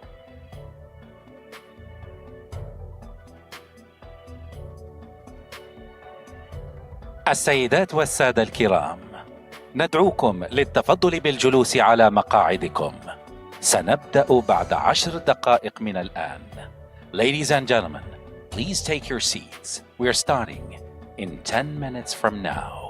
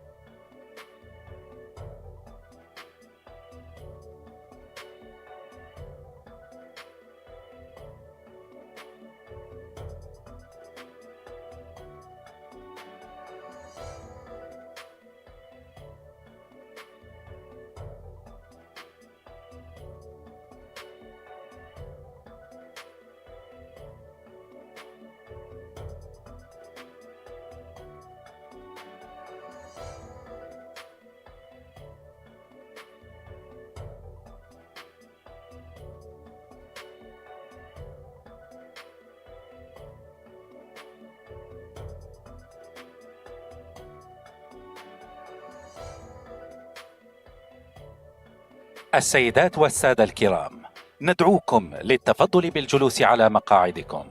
سنبدأ بعد 5 دقائق من الآن. Ladies and gentlemen, please find your seats. We're starting in 5 minutes from now. كما نود أن نلفت انتباهكم إلى أن خدمة الترجمة الفورية من العربية إلى الإنجليزية ومن الإنجليزية إلى العربية متوفرة طيلة فترة هذا اللقاء. We'd like to bring your attention that simultaneous interpretation is available throughout this event. Please find your simultaneous interpretation headsets at the entrance of this hall. السيدات والسادة الكرام، ندعوكم للتفضل بالجلوس على مقاعدكم. سنبدأ بعد 5 دقائق من الآن. Ladies and gentlemen, please find your seats. We're starting in 5 minutes from now. كما نود أن نلفت انتباهكم إلى أن خدمة الترجمة الفورية من العربية إلى الإنجليزية ومن الإنجليزية إلى العربية متوفرة طيلة فترة هذا اللقاء. We'd like to bring your attention that simultaneous interpretation is available throughout this event. Please find your simultaneous interpretation headsets at the entrance of this hall.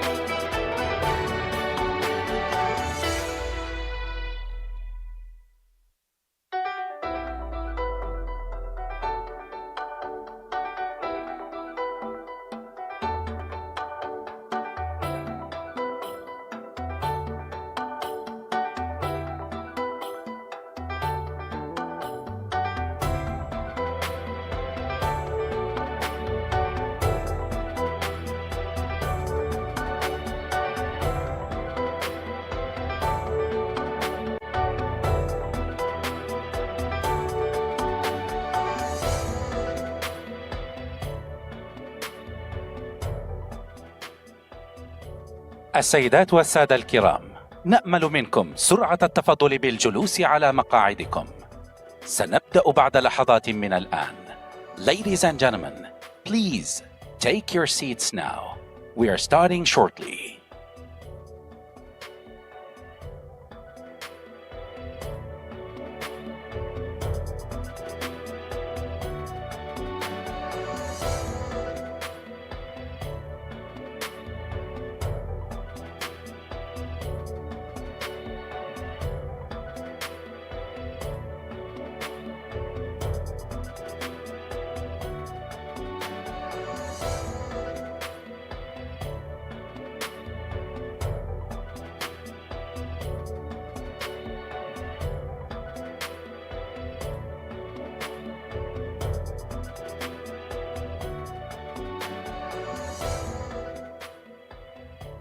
السيدات والسادة الكرام، نأمل منكم سرعة التفضل بالجلوس على مقاعدكم. سنبدأ بعد لحظات من الآن. Ladies and gentlemen, please take your seats now. We are starting shortly.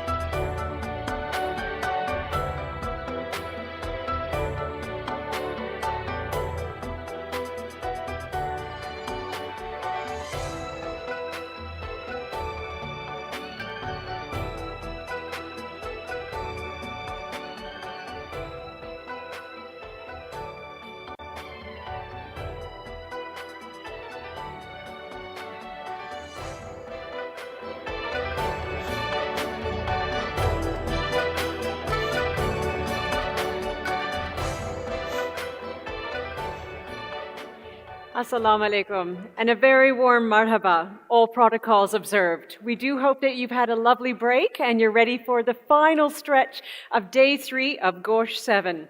We have as our final keynote presentation today a very important one, as like the rest of today and the entire program of Gosh 7, we've had the opportunity to really understand the landscape globally, not just in the kingdom, of occupational safety and health. So this final keynote is going to be on the role of the National Council of Occupational Safety and Health in advancing this issue in the kingdom itself. The keynote is critical as it focuses on the role of NCOSH in promoting and enhancing the workplace safety and health standards right across the kingdom, which in many ways, as we know, is setting a new standard across the region and across the world. It highlights the Council's mission, strategic initiatives, and collaborative efforts with government entities, private sector organizations, as well as international bodies to ensure a safe and healthy working environment for all employees aligned directly to Vision 2030. With that, I ask you all to please give a very warm, loving Saudi welcome to Engineer Ryan F. Al-Zareki, the Deputy Secretary General of the National Council for Occupational Health and Safety. Sir, the stage is yours. Shukran.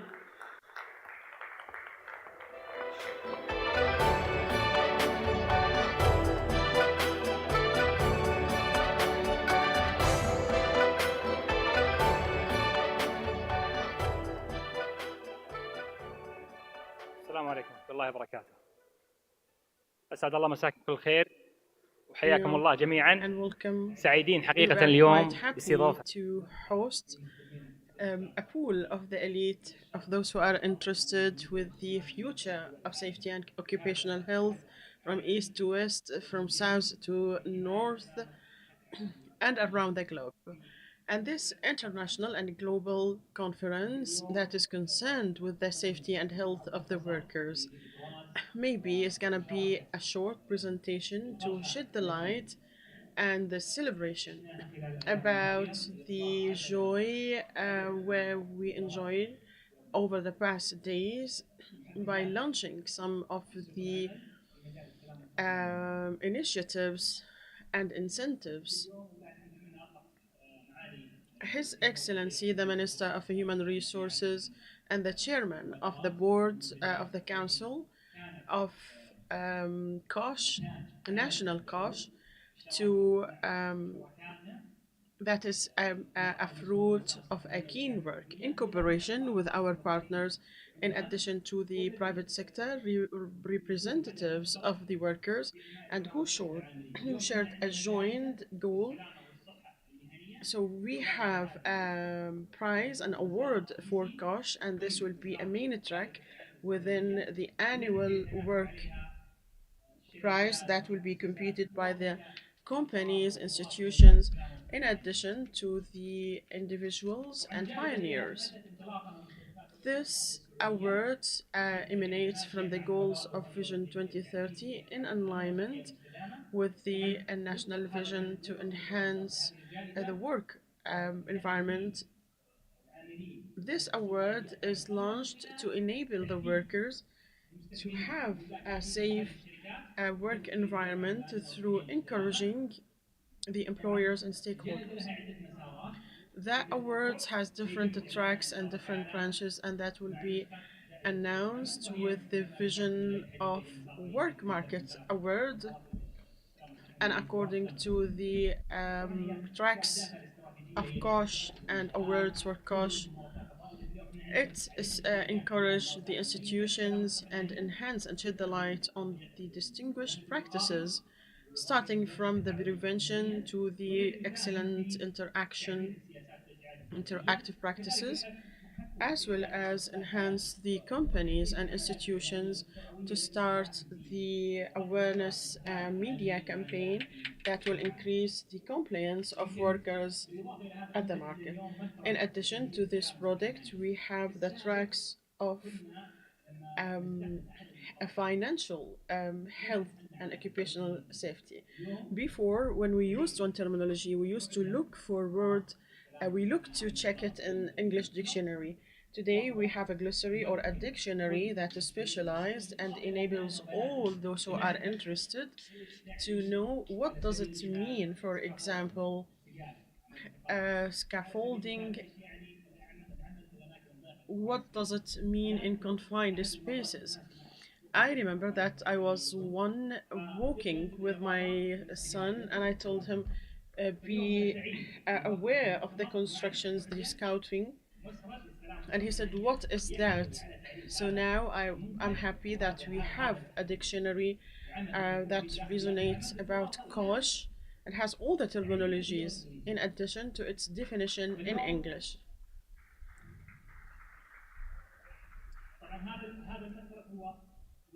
Of course, this track is for you and for everyone. There will be, this is the first edition, and there will be updated editions day by day according to the accelerated change happening day by day. There are more than 300 terminology, and also the track of safety and occupational health. It's a story that tells what is safety.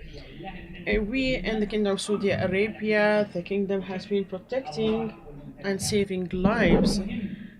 It's important to connect this deep heritage extended to our day in cooperation with the governmental section in order to listen to them and place everything that contributes to the interest and protection in humans in the practices. Previously, some of the companies face a challenge in terms of looking for a specific training. And today we have launched a national institute that is a non-profit, and that's to enable all the companies at the market in order to receive the proper training at a professional level easily. Consequently, the National Center for started in cooperation with a group of the concerned parties, and hopefully the work will be commenced very soon. Maybe today we have one of the important products. All the products I mentioned till are products that contribute in enhancing the practices and compliance in the field of safety and vocational health. This is why you see that most of them are built on having ideas from the private sector, from the representatives of workers, to make sure that when we have incentives, awards, we make sure that they comply with these policies and legalizations for the towards the protection of humans. We have a program that is from the past year and was one of the recommendations of the previous conference. This program enables the institutions and companies from working to compete among itself through providing the initiatives and enablers. For example, we have the Ministry of Industry. So consequently, in the program of incentives and compliance, the private sectors to gain so much of the incentives, among which are the award tracks, to encourage them to raise the level of compliance with safety and occupational health. Today, one of the products that we launched this year is the International Hackathon for KOSH. This hackathon was launched last year as a local hackathon where a group of those interested competed in innovating some project that contributes to KOSH. However, today, at the beginning of this year, an international hackathon for Kosh, and this hackathon, so many companies participated with ideas and distinguished projects. More than 1,000 people competed with 465 ideas and a project. And today we will celebrate awarding the winners at the finals. Out of 465, there are 10 projects, as well as the 30 projects that are showcasing in the accompanying exhibition. In closing, we are quite delighted and appreciative for your participation in this event, and hopefully we can manage more and more towards the presentations, conferences, dialogues over the upcoming period in cooperation with the three parties. And thank you.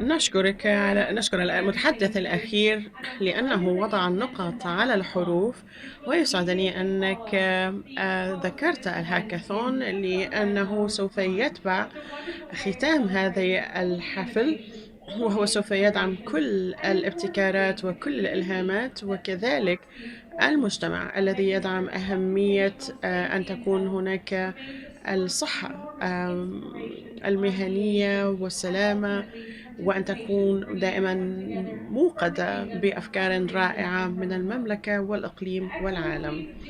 معاليكم الأصدقاء الأعزاء والزملاء، بدأنا منذ يومين في بداية هذا البرنامج نتحدث عن أهمية الصحة والسلامة، السلامة والصحة المهنية على مستوى حكومي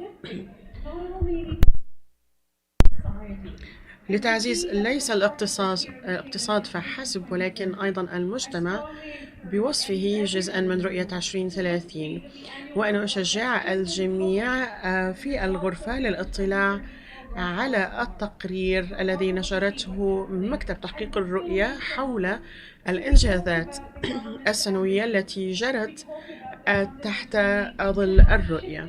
نتحدث عن الأساسيات، وتحدثنا عن ضرورة التغييرات في العقلية، وأن السلامة والصحة المهنية هي ليست شيئا نجعله في أعمالنا، ولكن أيضا نؤمن به.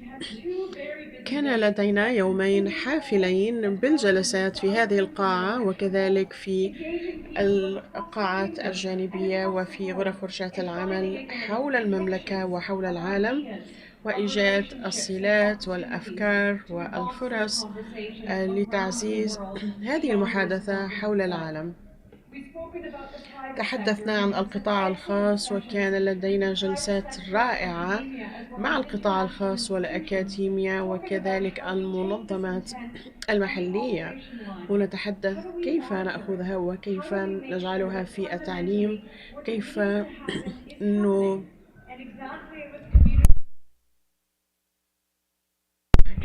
We're doing it not because we have to, but because we choose to. That is absolutely critical. Our final panel discussion is now going to be talking about ultimately a deal breaker in progress, which is about investment. Putting the funding behind the intent, the strategies, the policies, and all of the plans. Putting the funding behind the partnerships. So we're going to spend our last 40 effectively minutes talking about exactly that. And I'm delighted to have a wonderful group of panelists who are all ready to have a very real conversation, emphasizing again the business case and the moral case of doing what we all know we have to do and then making sure that we invest behind it. It's about ultimately, we're looking at the future of investment in occupational safety and health.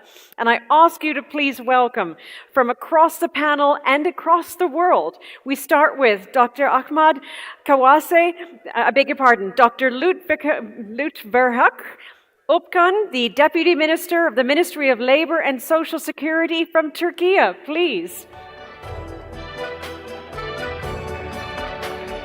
Thank you, sir. I'm going to have you right beside me. There you go. Shukran. We also have Dr. Ahmed Kawesa Sengondo, the Assistant Secretary General of Economic Affairs of the Organization of Islamic Cooperation. Please join us on stage.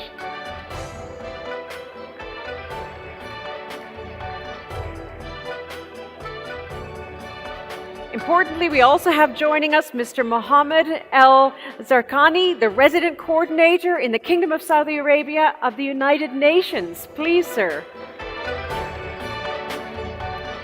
We have Dr. Christopher Herbst, the GCC Program Leader and Senior Health Specialist, joining us from the World Bank.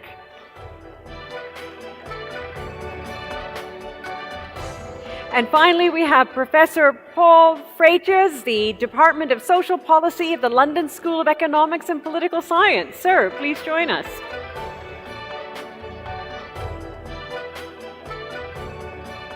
Thank you very, very much. Please take your seats, and I look forward to our conversation.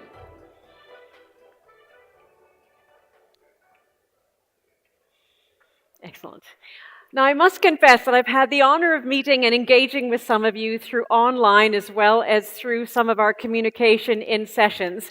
And I have to add, Paul, I'm delighted that you're at the end of the session because I learned from you yesterday that you are someone who is very keen on the idea of risk and that ultimately life isn't worth living, as you said, without risk, which is why I admire you, but I will keep you away from my godchildren so you don't encourage them to put their finger in the flame of a candle.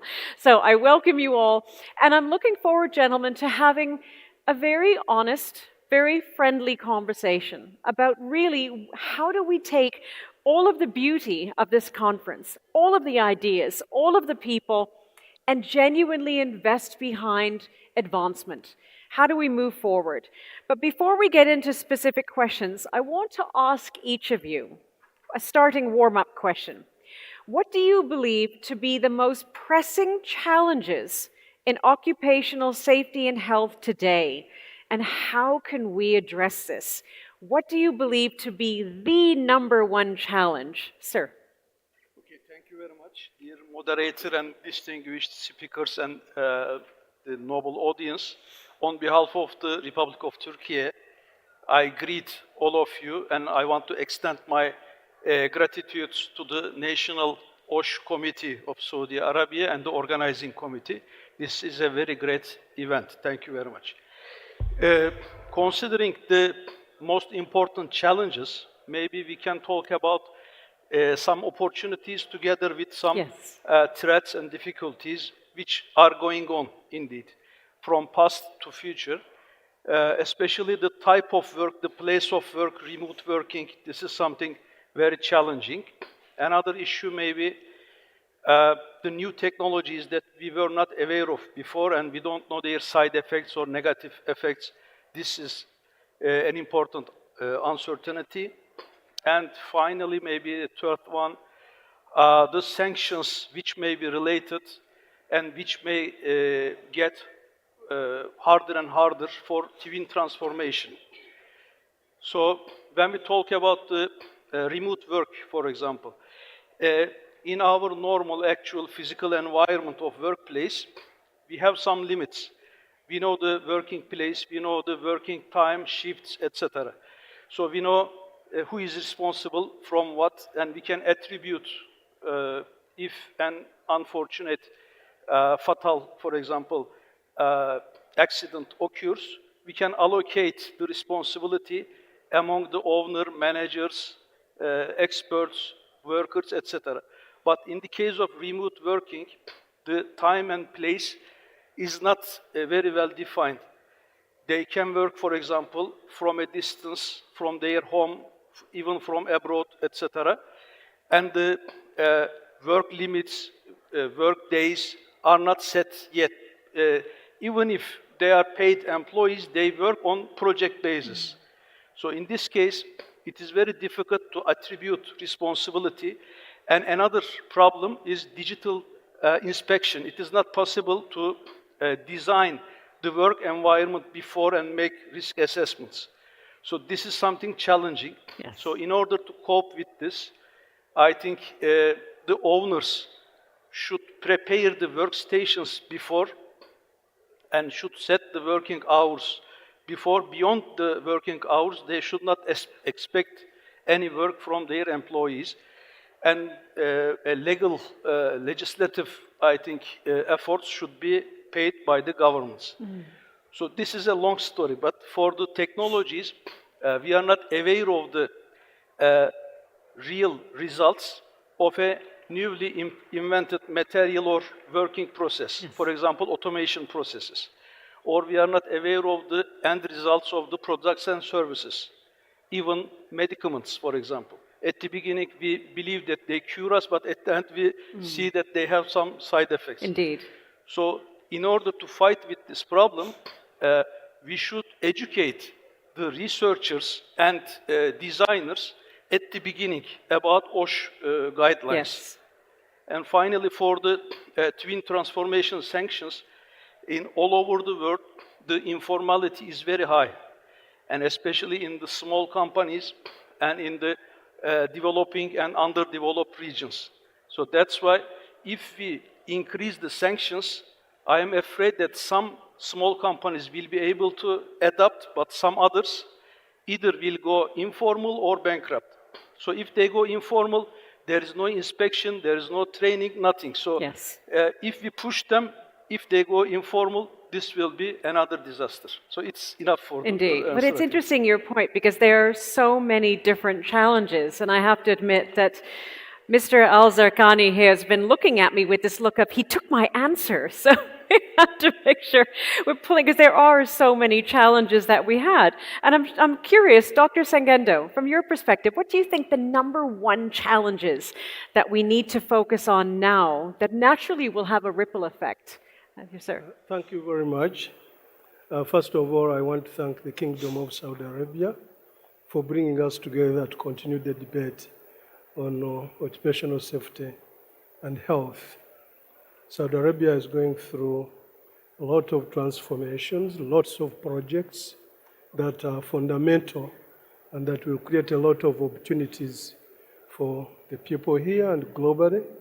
And we want to thank Kingdom of Saudi Arabia and wish them the very best in their endeavors.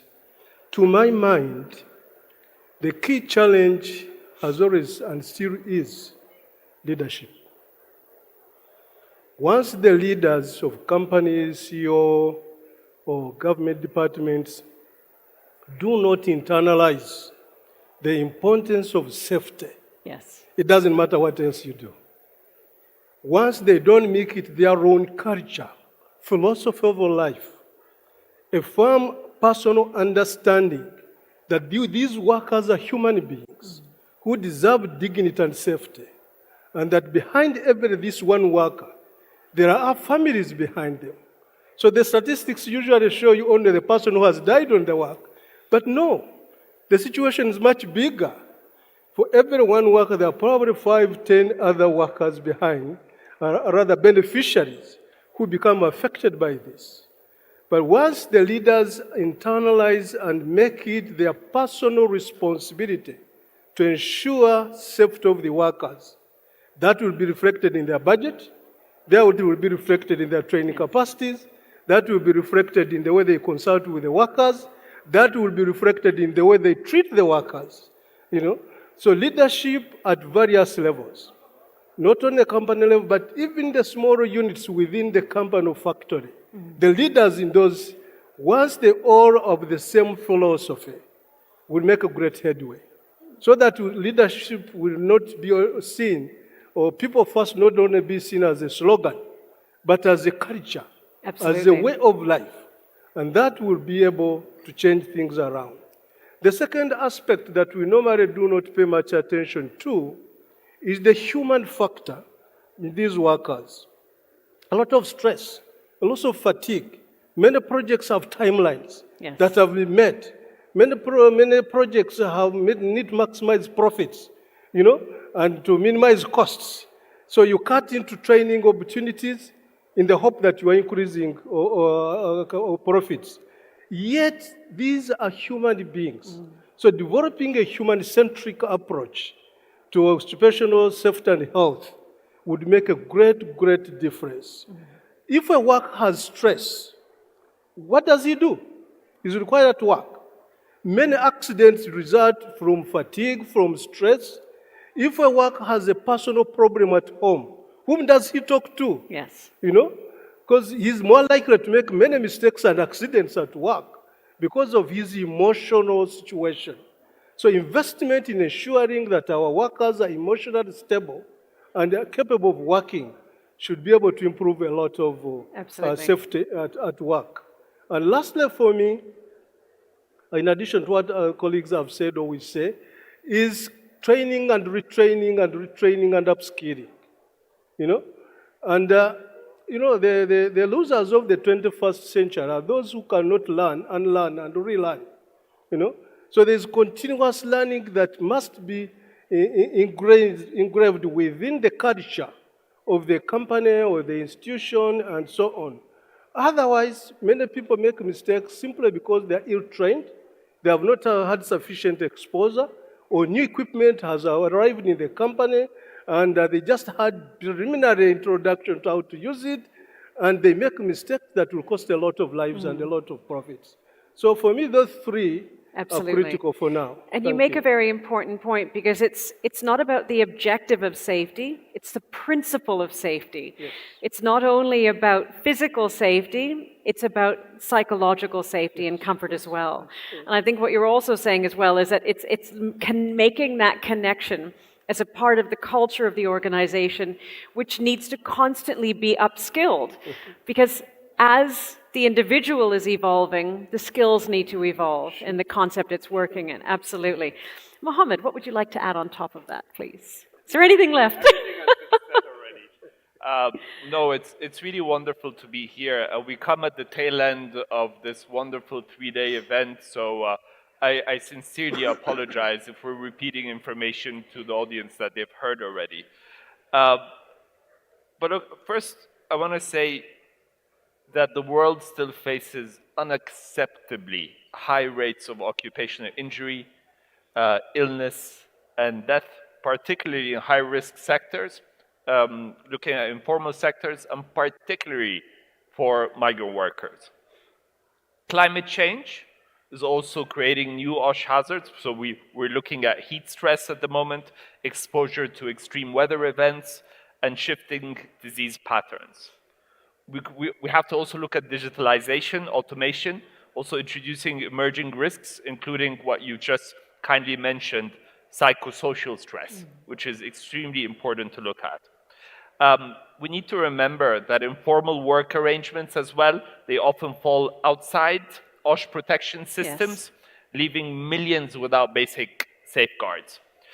Many countries as well, unfortunately, until today, lack the institutional capacity and data systems needed to enforce OSH standards and monitor workplace conditions.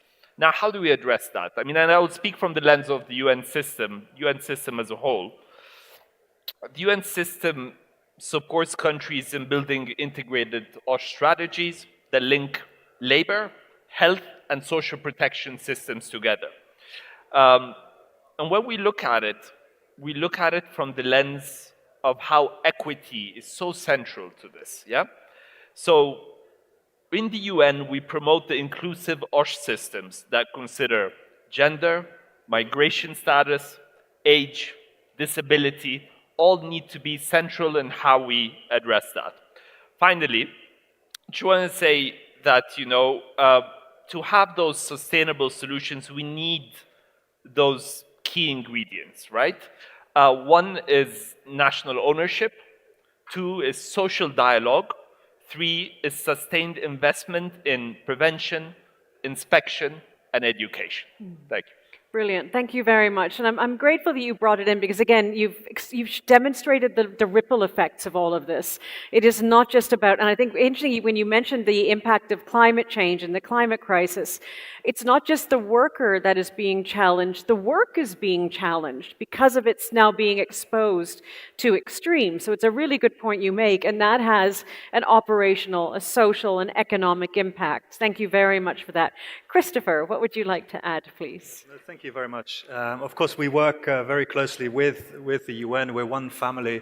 So what can I say that hasn't already been said? But perhaps from the World Bank perspective, I mean, this is a core priority to the World Bank. We work with governments across the world to support governments develop and implement and monitor effective and comprehensive strategies related to occupational health and safety. And it's a huge concern to us what is happening. I mean, we've heard about the health burden that happens if this isn't addressed. We know that around 2.3 million people die annually due to workplace-related illness and accidents. We also know that around 60% of these deaths happen in high-risk sectors such as mining, such as agriculture, such as construction, forestry. These are all sectors that we engage in and that we support governments strengthen and develop. The second very closely related challenge is the economic challenge, right? I mean, we've heard this before, this link and this recognition that these deaths and these losses of productivity that comes from not addressing this issue has a huge economic cost. And in fact, there was a study done by the ILO that shows that around 4% of GDP is lost from workplace accidents and deaths as well. So this is around $3 trillion lost from not adequately addressing this. And then, of course, as was said, there's a household cost and there's a social cost with families falling into poverty because of loss of income and rising care costs. So in terms of what needs to be done, we need to work together towards the development and the implementation and the monitoring and enforcement of effective and comprehensive strategies and policies. And as you mentioned, this is not just about safety, this is about overall well-being as well. Mental health is critical, ergonomic health.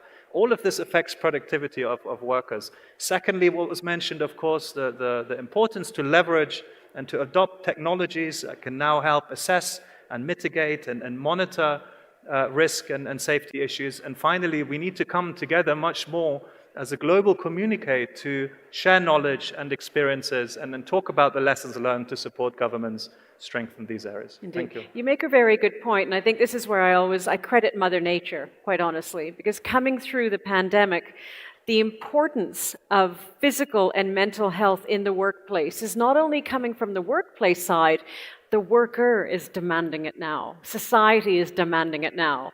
And that's where the reputational benefit vis-a-vis damage is critical if a decision is not taken to protect the workers in the workplace who are looking for it increasingly. So finally, Paul, your thoughts, please. Yes, I'm glad that the previous speaker talked about mental health, because I think that in rich countries, which includes Europe, which includes the US, but also includes Saudi Arabia, the number one problem I see is fragile workers, particularly young fragile workers. They come essentially as teenagers to the workplace. They've never been told that, they're not good at something. They were always told things are well, they're safe, everybody's protected them. And so they are sub-adults. They don't know what real life is, what risk is. And they're very easily afraid to lose their job from AI. They're very easily getting conflicts with their managers, with their fellow workers. They don't know how to be a community. They are atomistic. And I think the causes of that lie outside of occupational health. These are wider societal causes. They have to do with too much regulation, too much bureaucracy, but also too little real economic role for the family and for communities. Governments have taken them over. We've become dependent. And I think when it comes to this in Saudi Arabia, it is not the question of what you should gain, but what you should keep. Saudi Arabia is a very warm family and community culture, and I would urge you to keep that and not become like the US and Europe, where much of that has been lost. So in that sense, I think that the challenge here is different from in the West. In the West is how do we get back these families and communities? And it's much harder to get something back than to not lose it. Yes. So I think in that sense, Saudi is a wonderful opportunity to avoid the mistakes which we've made in the rich part of the world, to give up communities and to presume governments and HR and OH&S will keep you safe and be like the mother or the grandmother who never let you run any risks and hence ends up with a weak and debilitated grandchild. Brilliant. Thank you very much for that. I was absolutely anticipating you were going to say something provocative, so I thank you for being true to brand, shall we say. But gentlemen, we've had 5 superb people communicating the challenges. Exponentially, the challenges are there. And sir, you mentioned very much even just with technology and the flexibility that the workplace is offering so many now. With flexibility comes lack of control, lack of ability to monitor, lack of ability to measure. So which begs the question, with all of these challenges, how does one even start to begin to invest? Where does one begin? Now, if we go from Saudi Arabia to Turkey, sir, we know that what's happening in Turkey is very much looking at specific areas of institutionalizing safety and health into specific industries, so construction and industry itself. Please, can you share what is happening in Turkey that we can bring to the stage for everyone to learn from? Thank you very much for this question, because construction is something very problematic, but together with the construction sector, transportation sector, mining sector, some sub-branches of industries, for example, manufacturing industries, etc., they are very critical. So indeed, our working population is very large, about 35 million potential workers. So some of them, 1/4 of them are informal and others are registered and documented. So in our ministry, we have to communicate and try to collaborate with all of them, especially social dialogue is very instrumental for us. Tripartite dialogue between worker unions, employer unions, public and private organizations. This is something very critical. In order to manage this complicated, very large sphere of influence of our ministry, we divide this management approach into 3 subjects: planning and legislating, organizing and executing, and coordination and control. So specifically related to the very dangerous type of construction and manufacturing, mining, etc., we try to develop legislation. But before this, we have a digital online platform about the data of the companies. We have 2.5 million companies, mainly small, but also other institutionalized ones. As you mentioned, institutionalization is something very critical. We try to enforce them, also give some incentives to them to make, for example, risk assessments. So this is something imperative according to the European framework of OSH. So this is the responsibility of the owner managers. But we coordinate this responsibility and we try to raise awareness among the businessmen and managers. So in order to help them, advise them in their risk assessment and preventive actions and other OSH activities, we educate OSH professionals. Actually, we have about 150,000 OSH experts and 50,000 of medical doctors which are specialized on OSH. So they work on mainly manufacturing and other sectors. So this is our approach, but we have a lot of other, of course, enforcements and incentives. But what I'm loving about what you're saying, sir, is that you started with the principle and the policies, and then you translate that into initiatives with distinct measures. So it's not only a we should do, we are doing, and we are measuring the impact that we are doing. That's a really important point. I'm curious because I want to now take that from Turkey, and I want to take it to the London Business School, or School of Economics, and ask Paul, because as we've seen, this issue is going far beyond the workplace. This is a societal issue now. And what I'd love to understand from you is, from a social policy perspective, How do safe and healthy work environments contribute to societal well-being and truly sustainable economic development? How do we go beyond the workplace to really let the benefits radiate out at a wider society level? There's a whole system that functions differently towards different actors, right? So to take the large speaker, I like the idea of mentorships in business. And I think that's very much a route that the National Council here can take with occupational health and safety, which is to help small businesses, which are part of the Vision 2030 plan to make about 30-35% of the economy small businesses. But small businesses cannot survive if there's a huge amount of regulation. It's too costly, too difficult. Only big survives, right? But how can you solve this with mentorships? Well, you have communities of entrepreneurs who've had these challenges, who've been through it, and you can partner them up. You can let them talk to each other. You can have somebody from the other side of the country go and visit your business and talk openly and candidly about your problems. Say, oh yeah, we dealt with that, and we did this for that, and we did that for that. And that doesn't cost much money, and you don't have to have a metric for it, right? Because this is collegial. This is almost entrepreneurs trying to help each other. And the less you measure, the better, because otherwise it starts to be about the form in which you measure something. But there are other parts of this, and now we come to policymaking, right? In policymaking, when you're handing out a lot of government money, you have to be accountable. And then you do have to measure. You do have to say, well, what am I going to get back?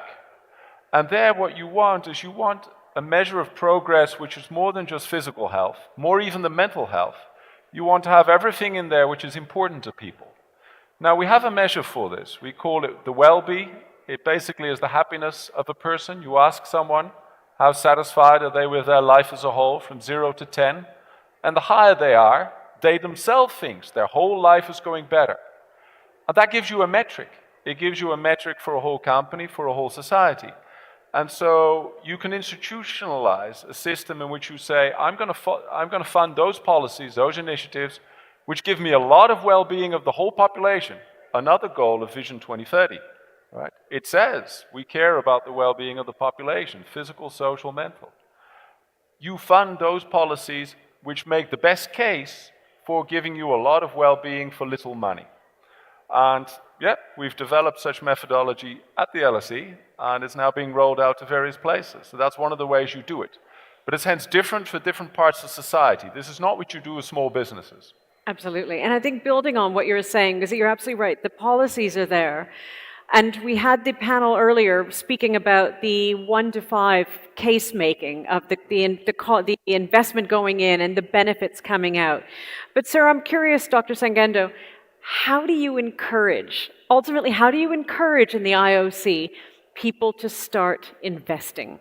We know it, but are people prepared to actually invest in it? What do you do? What can you share?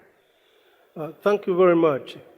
The Organization of Islamic Cooperation is an intergovernmental organization, the second largest after the UN, 57 member states from 4 continents at different levels of development, but all joined together with a certain philosophy of life and how to act together. And in this context, we have different mechanisms that we use for joint action on occupational safety and health. And to this end, the second Labor Ministers meeting that took place in 2013 in Baku, Azerbaijan, came up with the OIC framework for cooperation on labor, employment, and social protection. And in there are different mechanisms of how and what should be done to improve occupational health and safety among workers, and different investment incentives which differ from one country to another because of country specifics. But the main focus of this intra-OIC cooperation on safety and health is directed towards achieving the following objectives. 1, the maintenance and promotion of workers' health and working capacity. 2, the improvement of working environment and work to become conducive to safety and health, protection against occupational risks, and development of work organizations and working cultures. Further, We have also the OIC labor market strategy, okay, which was adopted again by the ministers of labor in 2018, a meeting that took place in Jeddah. This set out 5 strategic goals towards protecting the workers' safety and well-being in OIC member countries. And these goals are strengthen measures for occupational safety and health, including appropriate investments, widen social protection measures for all, again, investment in that, plus activities of what happens if a worker dies on site. How do you actually support the families? 3, prevent discrimination in the labor market and workplace. This can be a very dangerous thing that can lead to a lot of other issues at the workplace, including worker conflicts among workers. And eliminate child and forced labor. That's one of the other concerns. And reduce informal employment and promote decent work for all. This is in the OIC labor market strategy. And there's various mechanisms at country-specific levels of how to invest in achieving these objectives. So these cooperation frameworks serve as a blueprint for development and implementation of national strategies and plans. And our hope is that the member states then mainstream these various objectives into their national policies, and then domesticate them to take care of their specific country requirements and needs and situations and realities on the ground. So in a nutshell, we have different mechanisms of working together as member states and encouraging each other, and also sharing capacities and knowledge. Absolutely. I'll come to that later. Thank you. The proof of concept is important. Okay. And if we go from the OIC to the World Bank Group, Christopher, from your perspective, how does the World Bank encourage people, motivate, and really watch the ability for those to actually invest in where they know they have to, but there might be some hesitancy because questioning, is it worth the ROI? No, thank you very much. It's a good question, but let me focus perhaps on some of the key drivers for investment in the GCC in particular. And I think the primary driver for investment is this general commitment now in the region to diversify the economies away from oil and gas. There's a recognition that investing into health and safety at the workplace has the potential to attract investment, has the potential to attract labor into those emerging sectors here in the region, including tourism, technology, finance, and so forth. So this is one main driver. A second main driver is this commitment that exists in most of the national development plans in the GCC to strengthen and accelerate human capital. The recognition that you need to invest into the health of a worker so that workers can be productive and contribute towards economic growth. And then I think a final main driver is around regulatory compliance and meeting international standards. I think there's a recognition now in the region that if you invest into this sector, you can get governments and employers to meet these targets and standards that are so important for foreign investors and national ones alike. I think in terms of the impacts then economically and socially, I mean, the impacts are on the cost-saving sides, right? For governments, for employers, savings from medical expenses, savings from potential losses of productivity, savings from compensation claims. I mean, there's a huge cost saving that can be had. There's a possibility for increased investment because of safer working environments. And finally, there's overall enhanced economic growth due to these gains in productivity that can be had from investing in this sector. And just very quickly, aside from the economic gains, there's of course the social gains. And perhaps one potential impact that I want to stress is the importance of and the potential for inclusive growth. And this can happen if these strategies and policies are targeted towards the most vulnerable workers in this region. I think this is absolutely critical, and this is something we need to support as a group as well. But I love the fact that you're pushing, we have to focus on the metrics and keep keep the focus on them so people can see the progress. Because in the short term, it's difficult when investing. The investment goes in up front, and patience is not a very good thing when you're putting a lot of funding in. And this is where, Mohammed, I'm going to bring it to you. Because if we look at the kingdom as a beautiful example, Vision 2030 has everyone focusing in the same direction, everyone working for the same goal, and it's truly creating a vibrant society. The UN is in a unique position because prior to the SDGs, the Millennium Development Goals wasn't a citizen conversation. It was in the boardrooms, it was with all of the government offices, it was never in the dining rooms. But the SDGs have become public conversation. We all speak about them now. What role can the UN play in terms of creating a vision for occupational safety and health, to be able to get people to look towards the medium and the long term, not just feel the pinch of the short term in terms of investment? No, thank you very much. It's a very important question. I want to say we got to look at OSH as not just a labor issue. It's a macroeconomic concern. Yes. Unsafe working environments reduce national productivity and investor confidence. And this is something that has been proven over and over. I think there are multiple reports, ILO, World Bank, and many others, yeah? Today, and trust me, I've had so many conversations with, ambassadors here. I can tell you, investors increasingly prioritize ESG and human rights due diligence, ensuring safe workplaces as a baseline expectation. Yes. And that's something that is extremely important to understand, particularly when we're looking to attract investors. So, and linking this to the Sustainable Development Agenda, of course, the UN promotes OSH as a key enabler to two SDGs, primarily SDG 8 on decent work and SDG 3 on health and well-being. But it's also, as you very kindly mentioned, it's a pillar of Vision 2030, particularly looking at human capital strategy there. So it is all aligned and all spills towards the same direction. But here's where we got to focus as well. It's not only about short-term versus medium and long-term gains. It's also the cost of inaction. Yes. It's just so high. Work-related injuries and disease carry financial, reputational, and social costs for businesses and governments that is extremely difficult to recover from.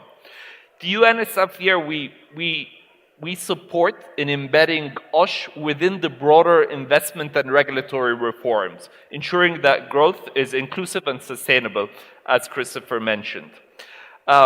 Just to conclude, I want to say that strengthening OSH contributes to this predictable, rule-based business environment that I think something that global investors actively seek for today and in the future.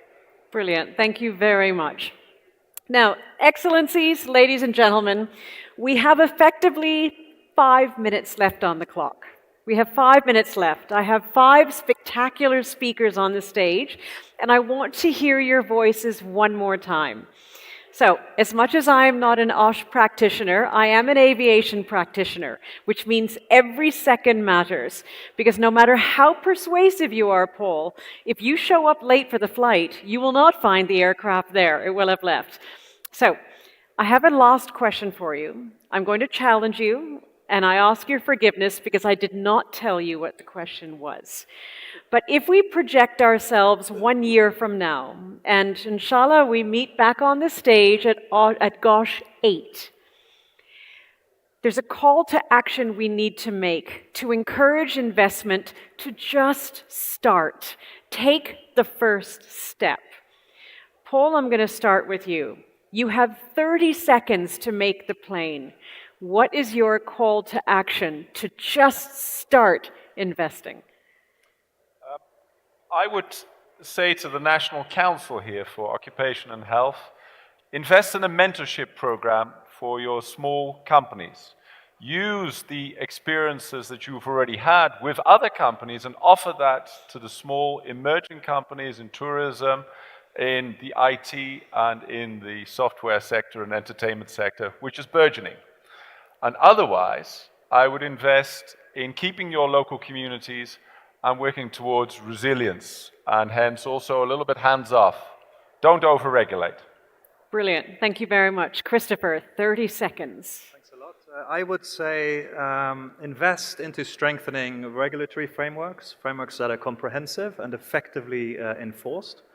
Invest in capacity building through training programs, through awareness campaigns, through international collaborations and discussions amongst different stakeholders on this important topic. And I would say provide the resources for the country and the countries in this region to develop and implement and monitor and enforce effective occupational and health and safety strategies. Brilliant. Thank you. Mohammed. I would say focus on innovation. Innovation is a game changer for OSH. Real-time monitoring, AI-powered risk detection, predictive analytics, this can truly save lives. But I will say that focus on this by ultimately looking to leave no worker behind, whether formal or informal, national or migrant, high-skilled or low-wage. Brilliant. Leave no one behind. Brilliant. Thank you. Dr. Sangendo. I would say that invest in having the right human resources, especially the leaders, and especially the leaders of SMEs. The SMEs employ more than 80, in some cases 90% of the workforce. So if you have right leaders there who understand the importance of occupational safety and health, you have gone a long way in addressing this issue. Brilliant. Thank you. And finally, Dr. Ovgan. As Turkey, we are among the three coordinators of the Europe and Central Asia region of ILO related to global social justice together with Switzerland and Belgium. So we need to invest in fair transition, especially restorative justice for those who may lose their jobs because of technological developments, etc. And this will be in parallel with the European Council's declaration of Industry 5.0, which prioritizes human centrism, sustainability, and resilience. And we know that the compliance costs are much lower than the compensation costs. Brilliant. And so this is where it's lovely, ladies and gentlemen, as we pull this together, we just need to start, come up with the ideas, the innovation, scale up through coordination, exactly as has been said, bring people together from in the kingdom, across the region, across the world to make it happen. Focus on capacity building, be able to invest in making sure that the ripple effects go so far beyond the workplace, because it is not only the right thing to do operationally and economically, it's the right thing to do morally. So with that, I have 60 seconds for everyone to please give a very warm round of applause to our closing panel for today's conference. Shukran, gentlemen. Thank you very much.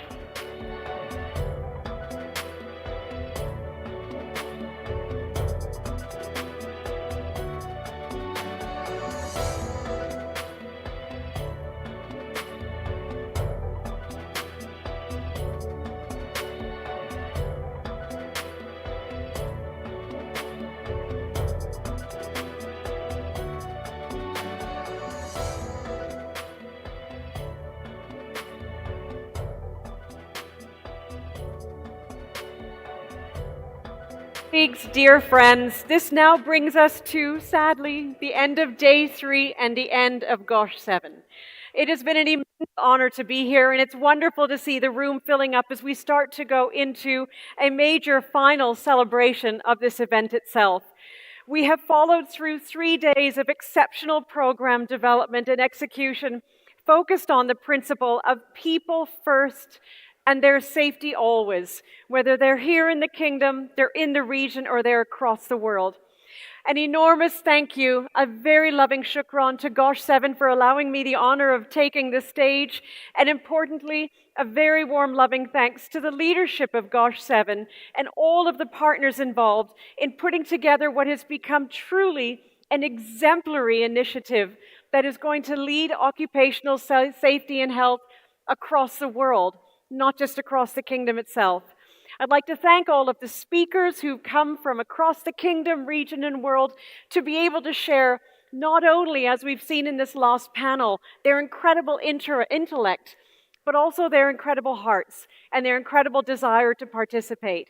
I ask us all, please, to give a very warm round of applause to the production teams, and especially the hardest working people in the room, our simultaneous interpreters. They are truly the hardest working people in the room.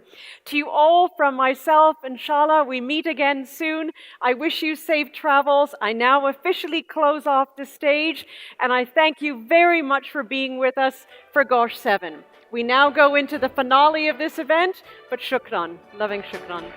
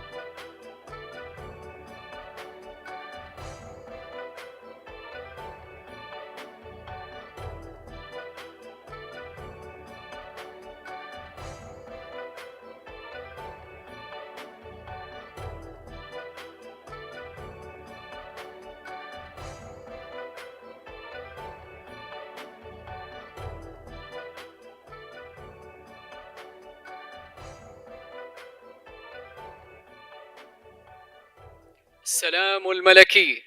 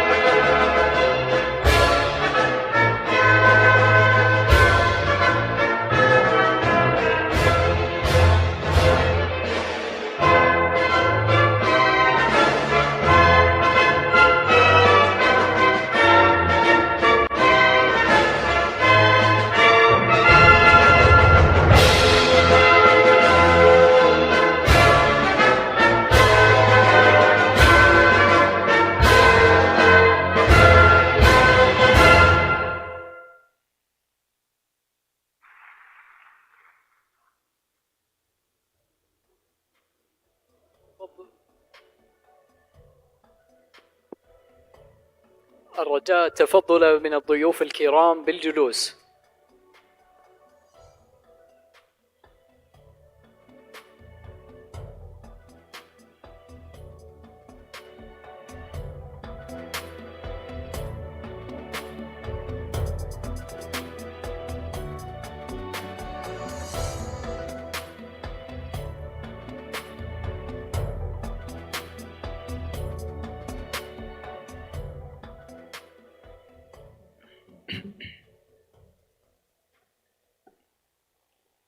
معالي نائب وزير الموارد البشرية والتنمية الاجتماعية الدكتور عبد الله بن ناصر بوثنين، أصحاب المعالي والسعادة، ضيوفنا الكرام، نلتقي اليوم في ختام الهاكاثون العالمي للسلامة والصحة المهنية. هذا الحدث الذي يعد منصة عالمية لاستكشاف حلول مبتكرة تسهم في تحسين بيئات العمل وتعزيز ثقافة الوقاية والسلامة بالشراكة مع جامعة أم القرى. لقد شكل الهاكاثون مساحة خصبة لتلاقي الأفكار وتكامل العقول لإيجاد حلول السلامة والصحة المهنية. اليوم ونحن نصل إلى محطة الختام. And today we reach to the enclosing. We celebrate this result and we celebrate the participating teams who showed and presented exceptional capabilities in proposing applicable solutions which will have a real impact in work environment.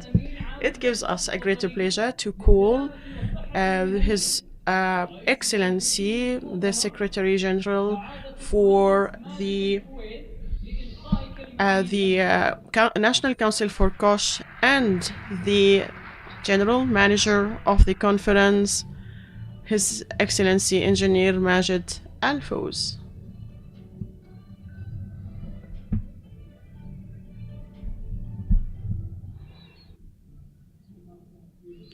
In the name of Allah, the most merciful, the most gracious, Your Excellency, Minister of Human Resources and Social Development, honored guest, peace be upon you. At the beginning, I'd like to thank all those participated and worked for the success of these conferences, starting with their excellencies and those who enriched us with their ideas to enhance the safety and occupational health on a national level, as well as I extend my sincere thanks for their excellencies, the speakers, who represented a group of elite speakers from around 35 countries, participated us shared with us our dreams for development of COSH.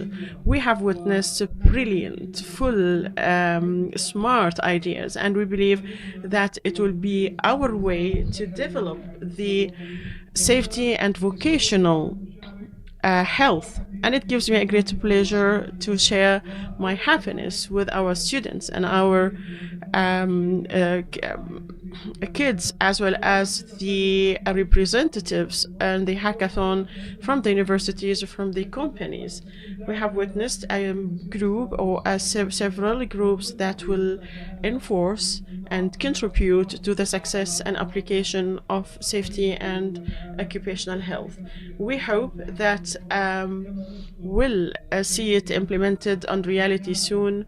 We extend our sincere thanks for our partners, Qura University in this hackathon, and also all the other partners.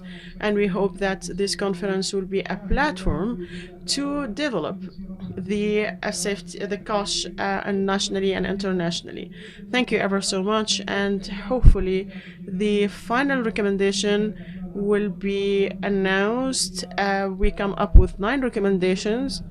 Part of it was concerned with the development of reality and the dreams of all those specialized in this field. The other part is concerned or related about building shared joint mechanism for cooperation between workers, employers, and international organizations. Thank you ever so much.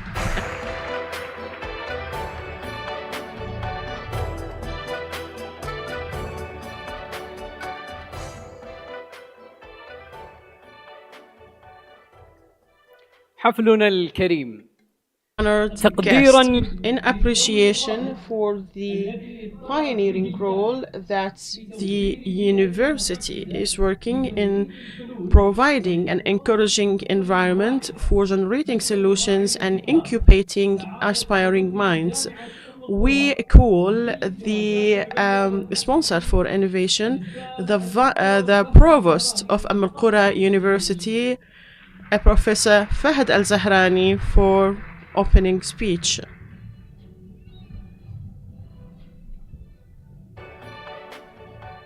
السلام عليكم ورحمة الله.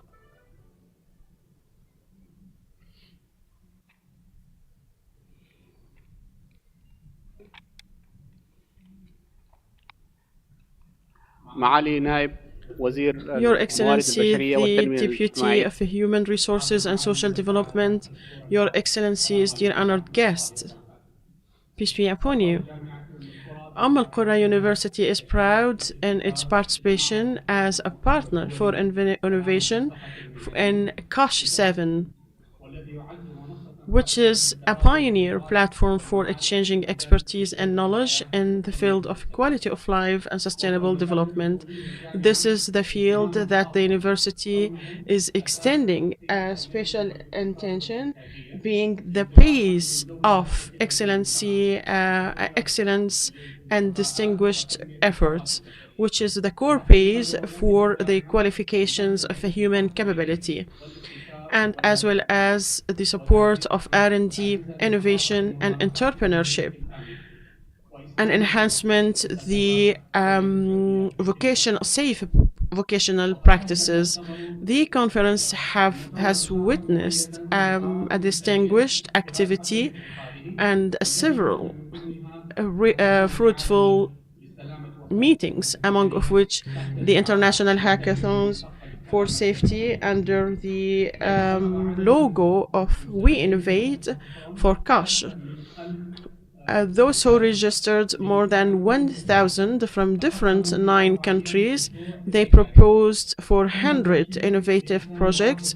271 were nominated for the finals, among of which to compete and to propose the innovative solutions for the existing challenges in COSH field.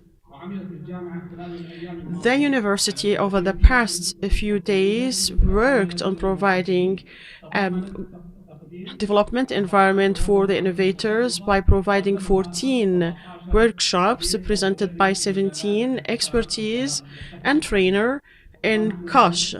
And as today we are celebrating in the winning of 10 projects, innovative projects that will be incubated by Wadi Makkah Technology, the development arm of Qura University in Mecca, after preserving the intellectual properties for this project through the intellectual property management and in collaboration with the research and consultancy services at the university.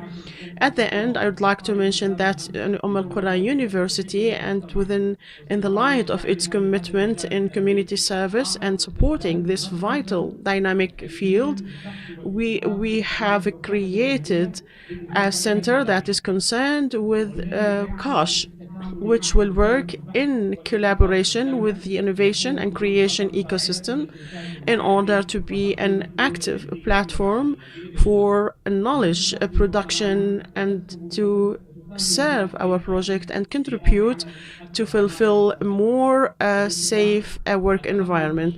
And in closing, I extend my sincere thanks for National Center for Safety, Health and Security, and also for the human development, human resources, and all those who participated in the organization. And thank you ever so much.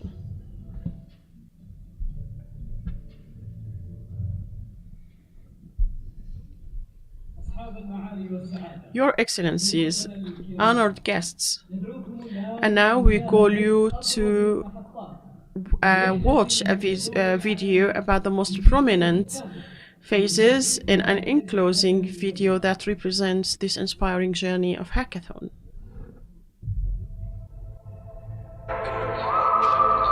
كيف نكون فخورين في وطننا؟ كيف وطننا يكون جزء مساعد في تنمية وحراك العالم؟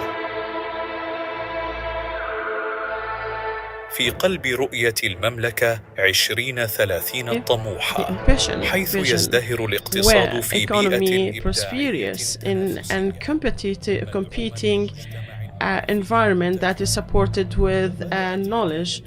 The story started in transforming these challenges that is facing the work environment into promising opportunities. We call to participate in the hackathon because it's a very good chance for networking, and as well as because it's a perfect environment to face and find solutions for their challenges. The most important moments was the announcement of the winning of our team. At the beginning, the doors are opened in front of brilliant minds and hearts that are seeking to find solutions. They meet with one passion. They wanted to have the directions of the expertise, and were guided in order to choose 40 projects that compete for the best innovation. It's a collaboration between experts from different backgrounds who worked with a teamwork to find solutions for challenges. And today we see crowning of these efforts by innovative solutions to face the challenges in social health.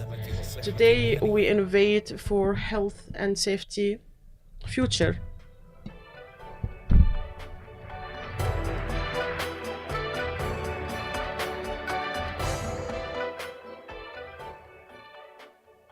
حفلنا الكريم.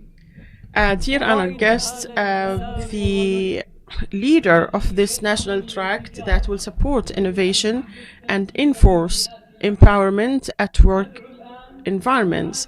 We call now His Excellency the Vice Deputy of Human Resources and Social Development, Dr. Abdullah bin Nasser Abu Thnain, for his opening, for his speech.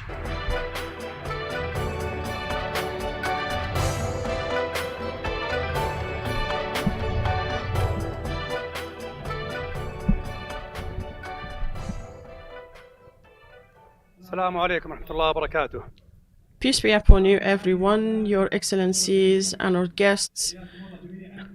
Welcome everyone in the closing part of our conference, COSH 7, in which we focused on the future of safety and occupational health in collaboration and in participation from international experts. from them and to them in order to build a future that is more sustainable, safer, and better. I'd like to extend my sincere, heartfelt thanks for the custodian of the two holy mosques and the Crown Prince for their dedicated support for Kosh and for providing a safe environment in alignment with the goals of 2030. I'd like also to thank His Excellency the Minister of Human Resources and Social Development for his auspices and patronage for COSH 7. COSH has now become an international platform to discuss the challenges and all those for the sustainability, and also international platform to propose the state-of-art practices and ideas. More than 190 experts, decision makers, leaders were attending, and with participants that exceeded 1,500, represented by 53 companies. More than 16 MOUs were signed. 20 panels were conducted. More than 60 workshops, specialized workshops, accompanying exhibition. More than 45 private and public entities were participated. 6 important initiatives, among of which is inaugurating the GCC framework for safety and vocational healthy, launching the National Center of COSH Award, inaugurating the guide for the criteria of COSH, which, as well as launching the International Hackathon for Safety in participating of 25 countries and more than 1,000 participants.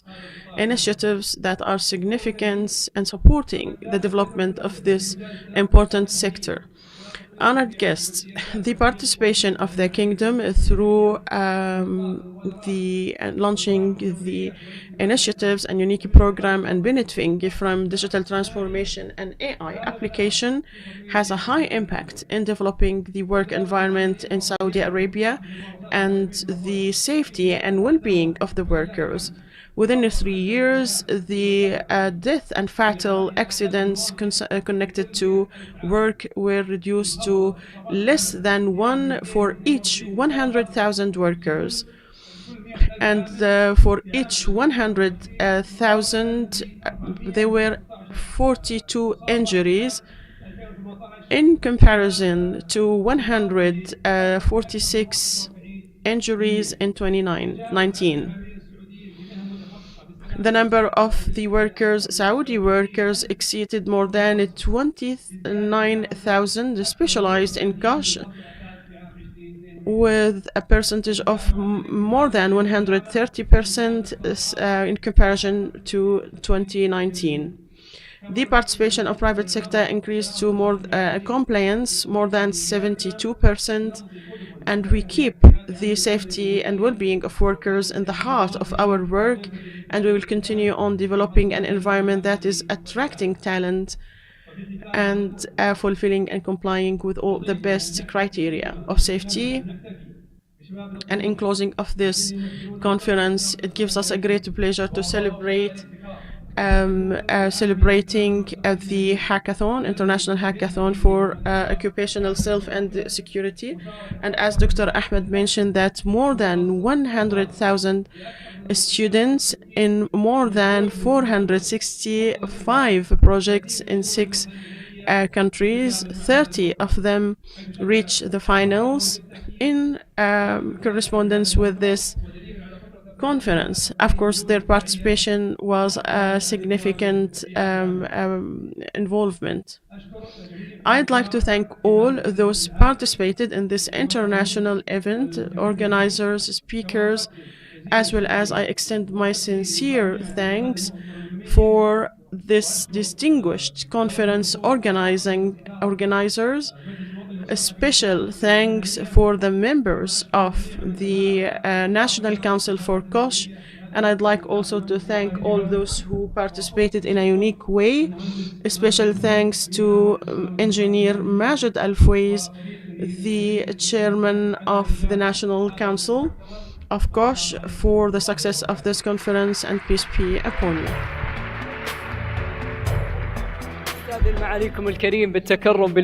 Would you please stay at the stage to honor the partners and the sponsors? And we also call His Excellency Badr Al-Dulami and Engineer Majid Al-Fwaiz to honor the partners and winners.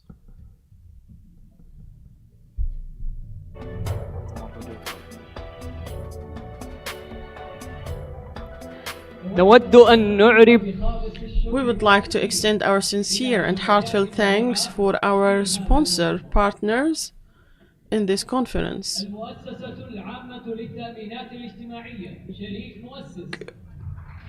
General Directorate for Social Insurance, an establishing partner, sponsor.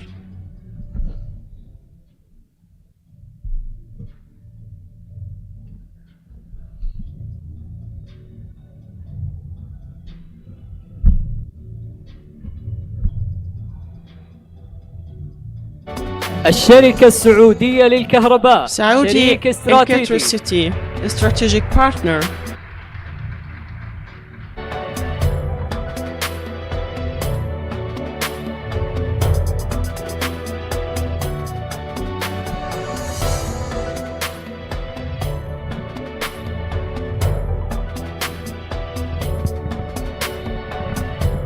شركة تكامل a future sponsor.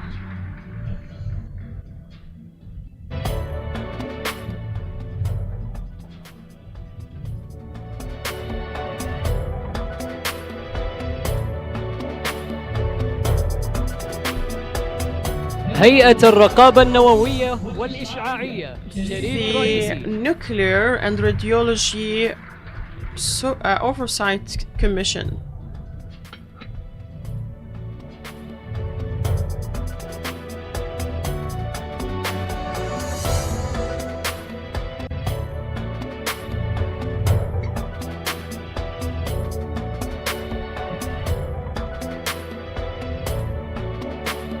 شركة التعاونية للتأمين التعاونية for Insurance, Insuring Partner.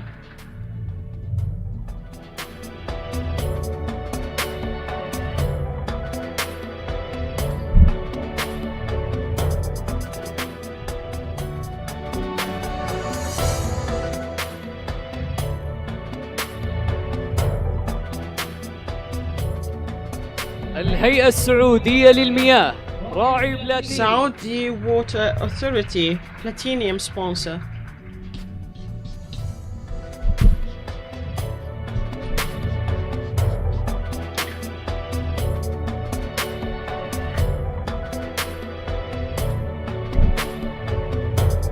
جامعة أم القرى راعي الابتكار University, Innovator, sponsor of innovation.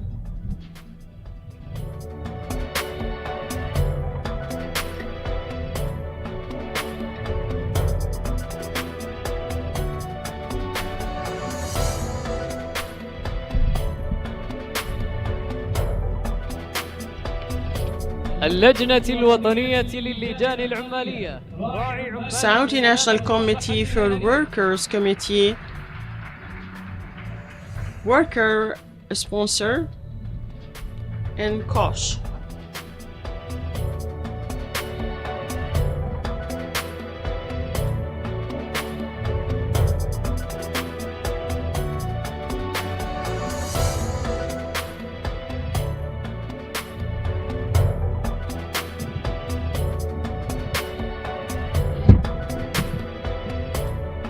ندعو الآن And now we call His Excellency Professor Fahd Al-Zahrani. وندعو جميع المحكمين And we call all the jury صورة تذكارية to come up to the stage for a photo group.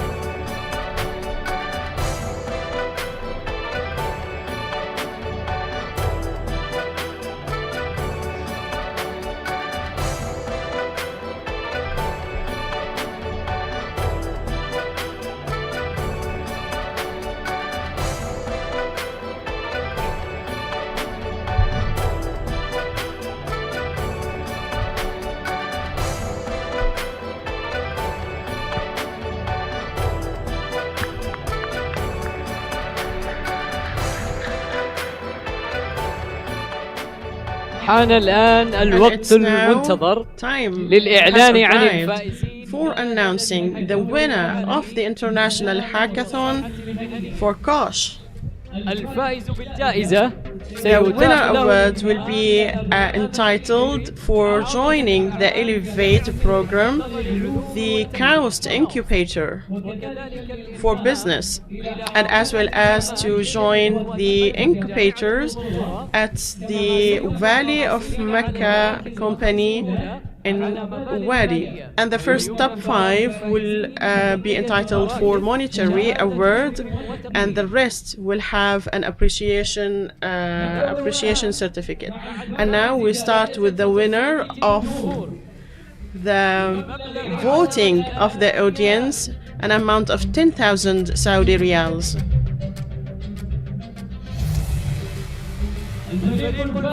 The winning team is واثق team.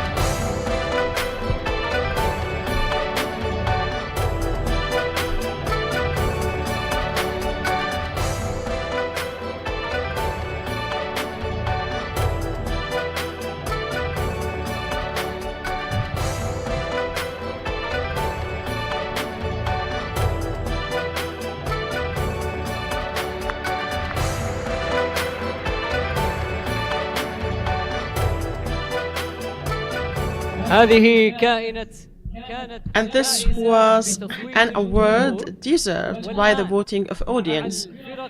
And now with the winning teams that won that main 10 categories. The first team at the 10th place award. Who's the winner of 10th post?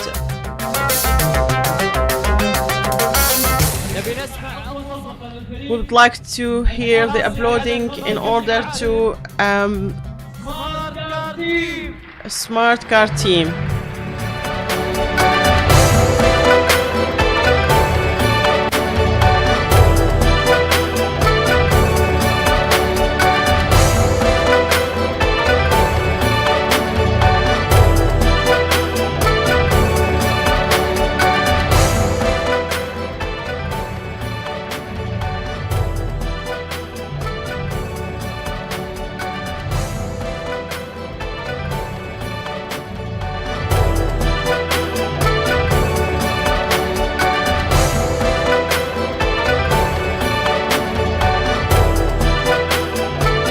نرجو من الفريق الفائز بالمركز العاشر سمارت كار تيم التكرم بالصعود إلى المسرح. Could you please come up on the stage?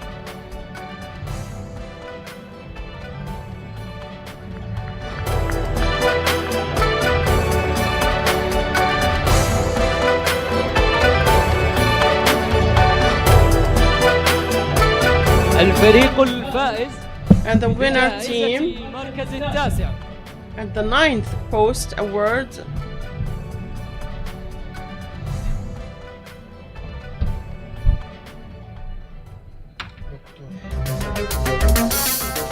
الخوذة الذكية.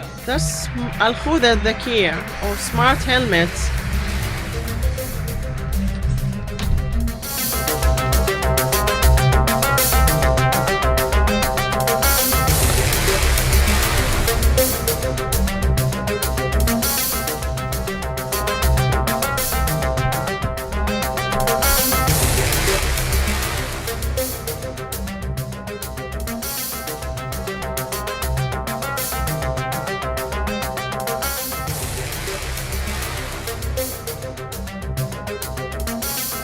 الفريق الفائز The winning team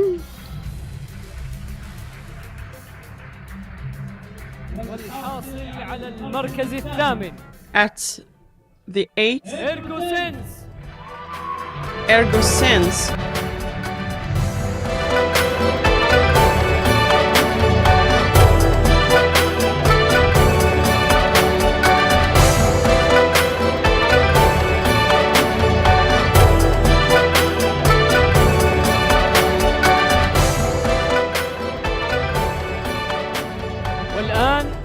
And now,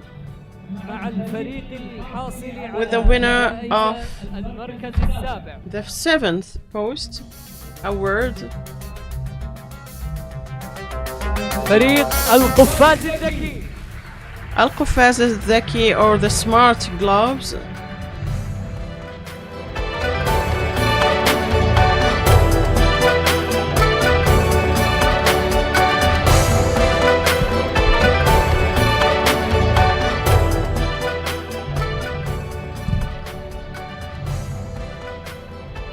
الفريق الفائز The winning award at the 6th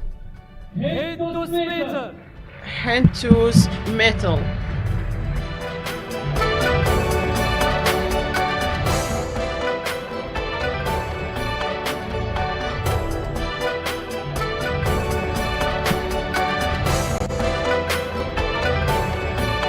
الفريق الحاصل and على المركز الخامس had the 5th Mind Greta.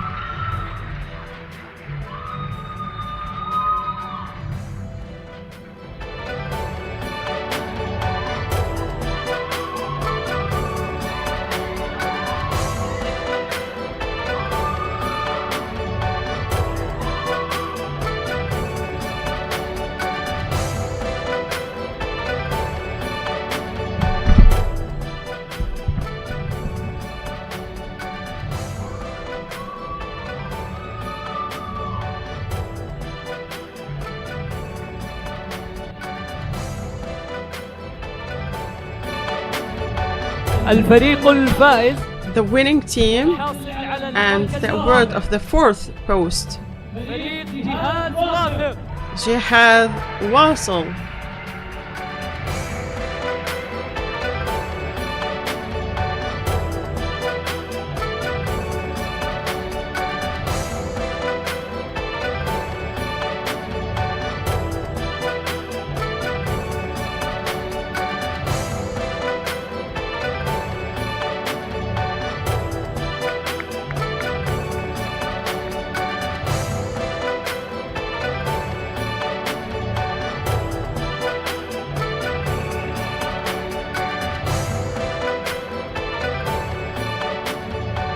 الفريق الفائز and the winner team at the 3rd post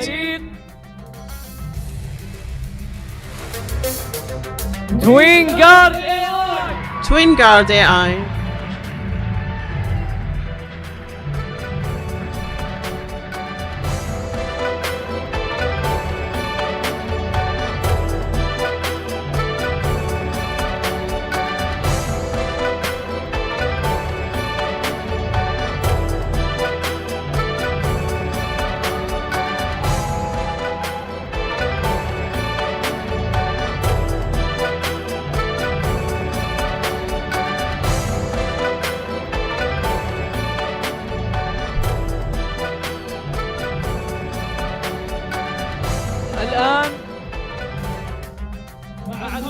And now with the second runner, the winner of the second post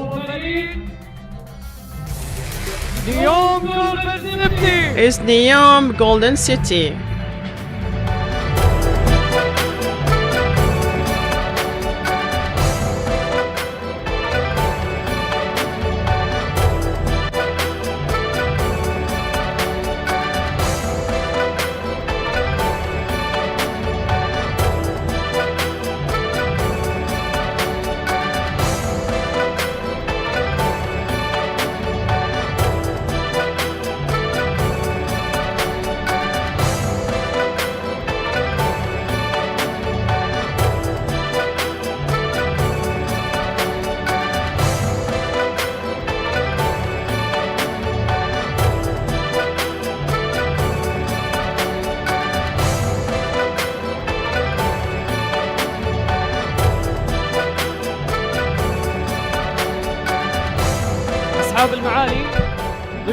Your Excellencies, dear honored guests, and the first winner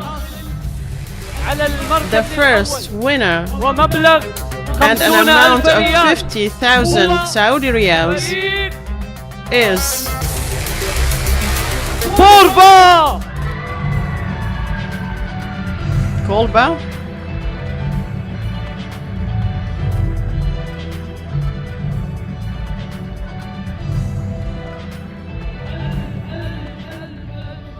Thousand congratulations for all the teams who won the top 10 awards.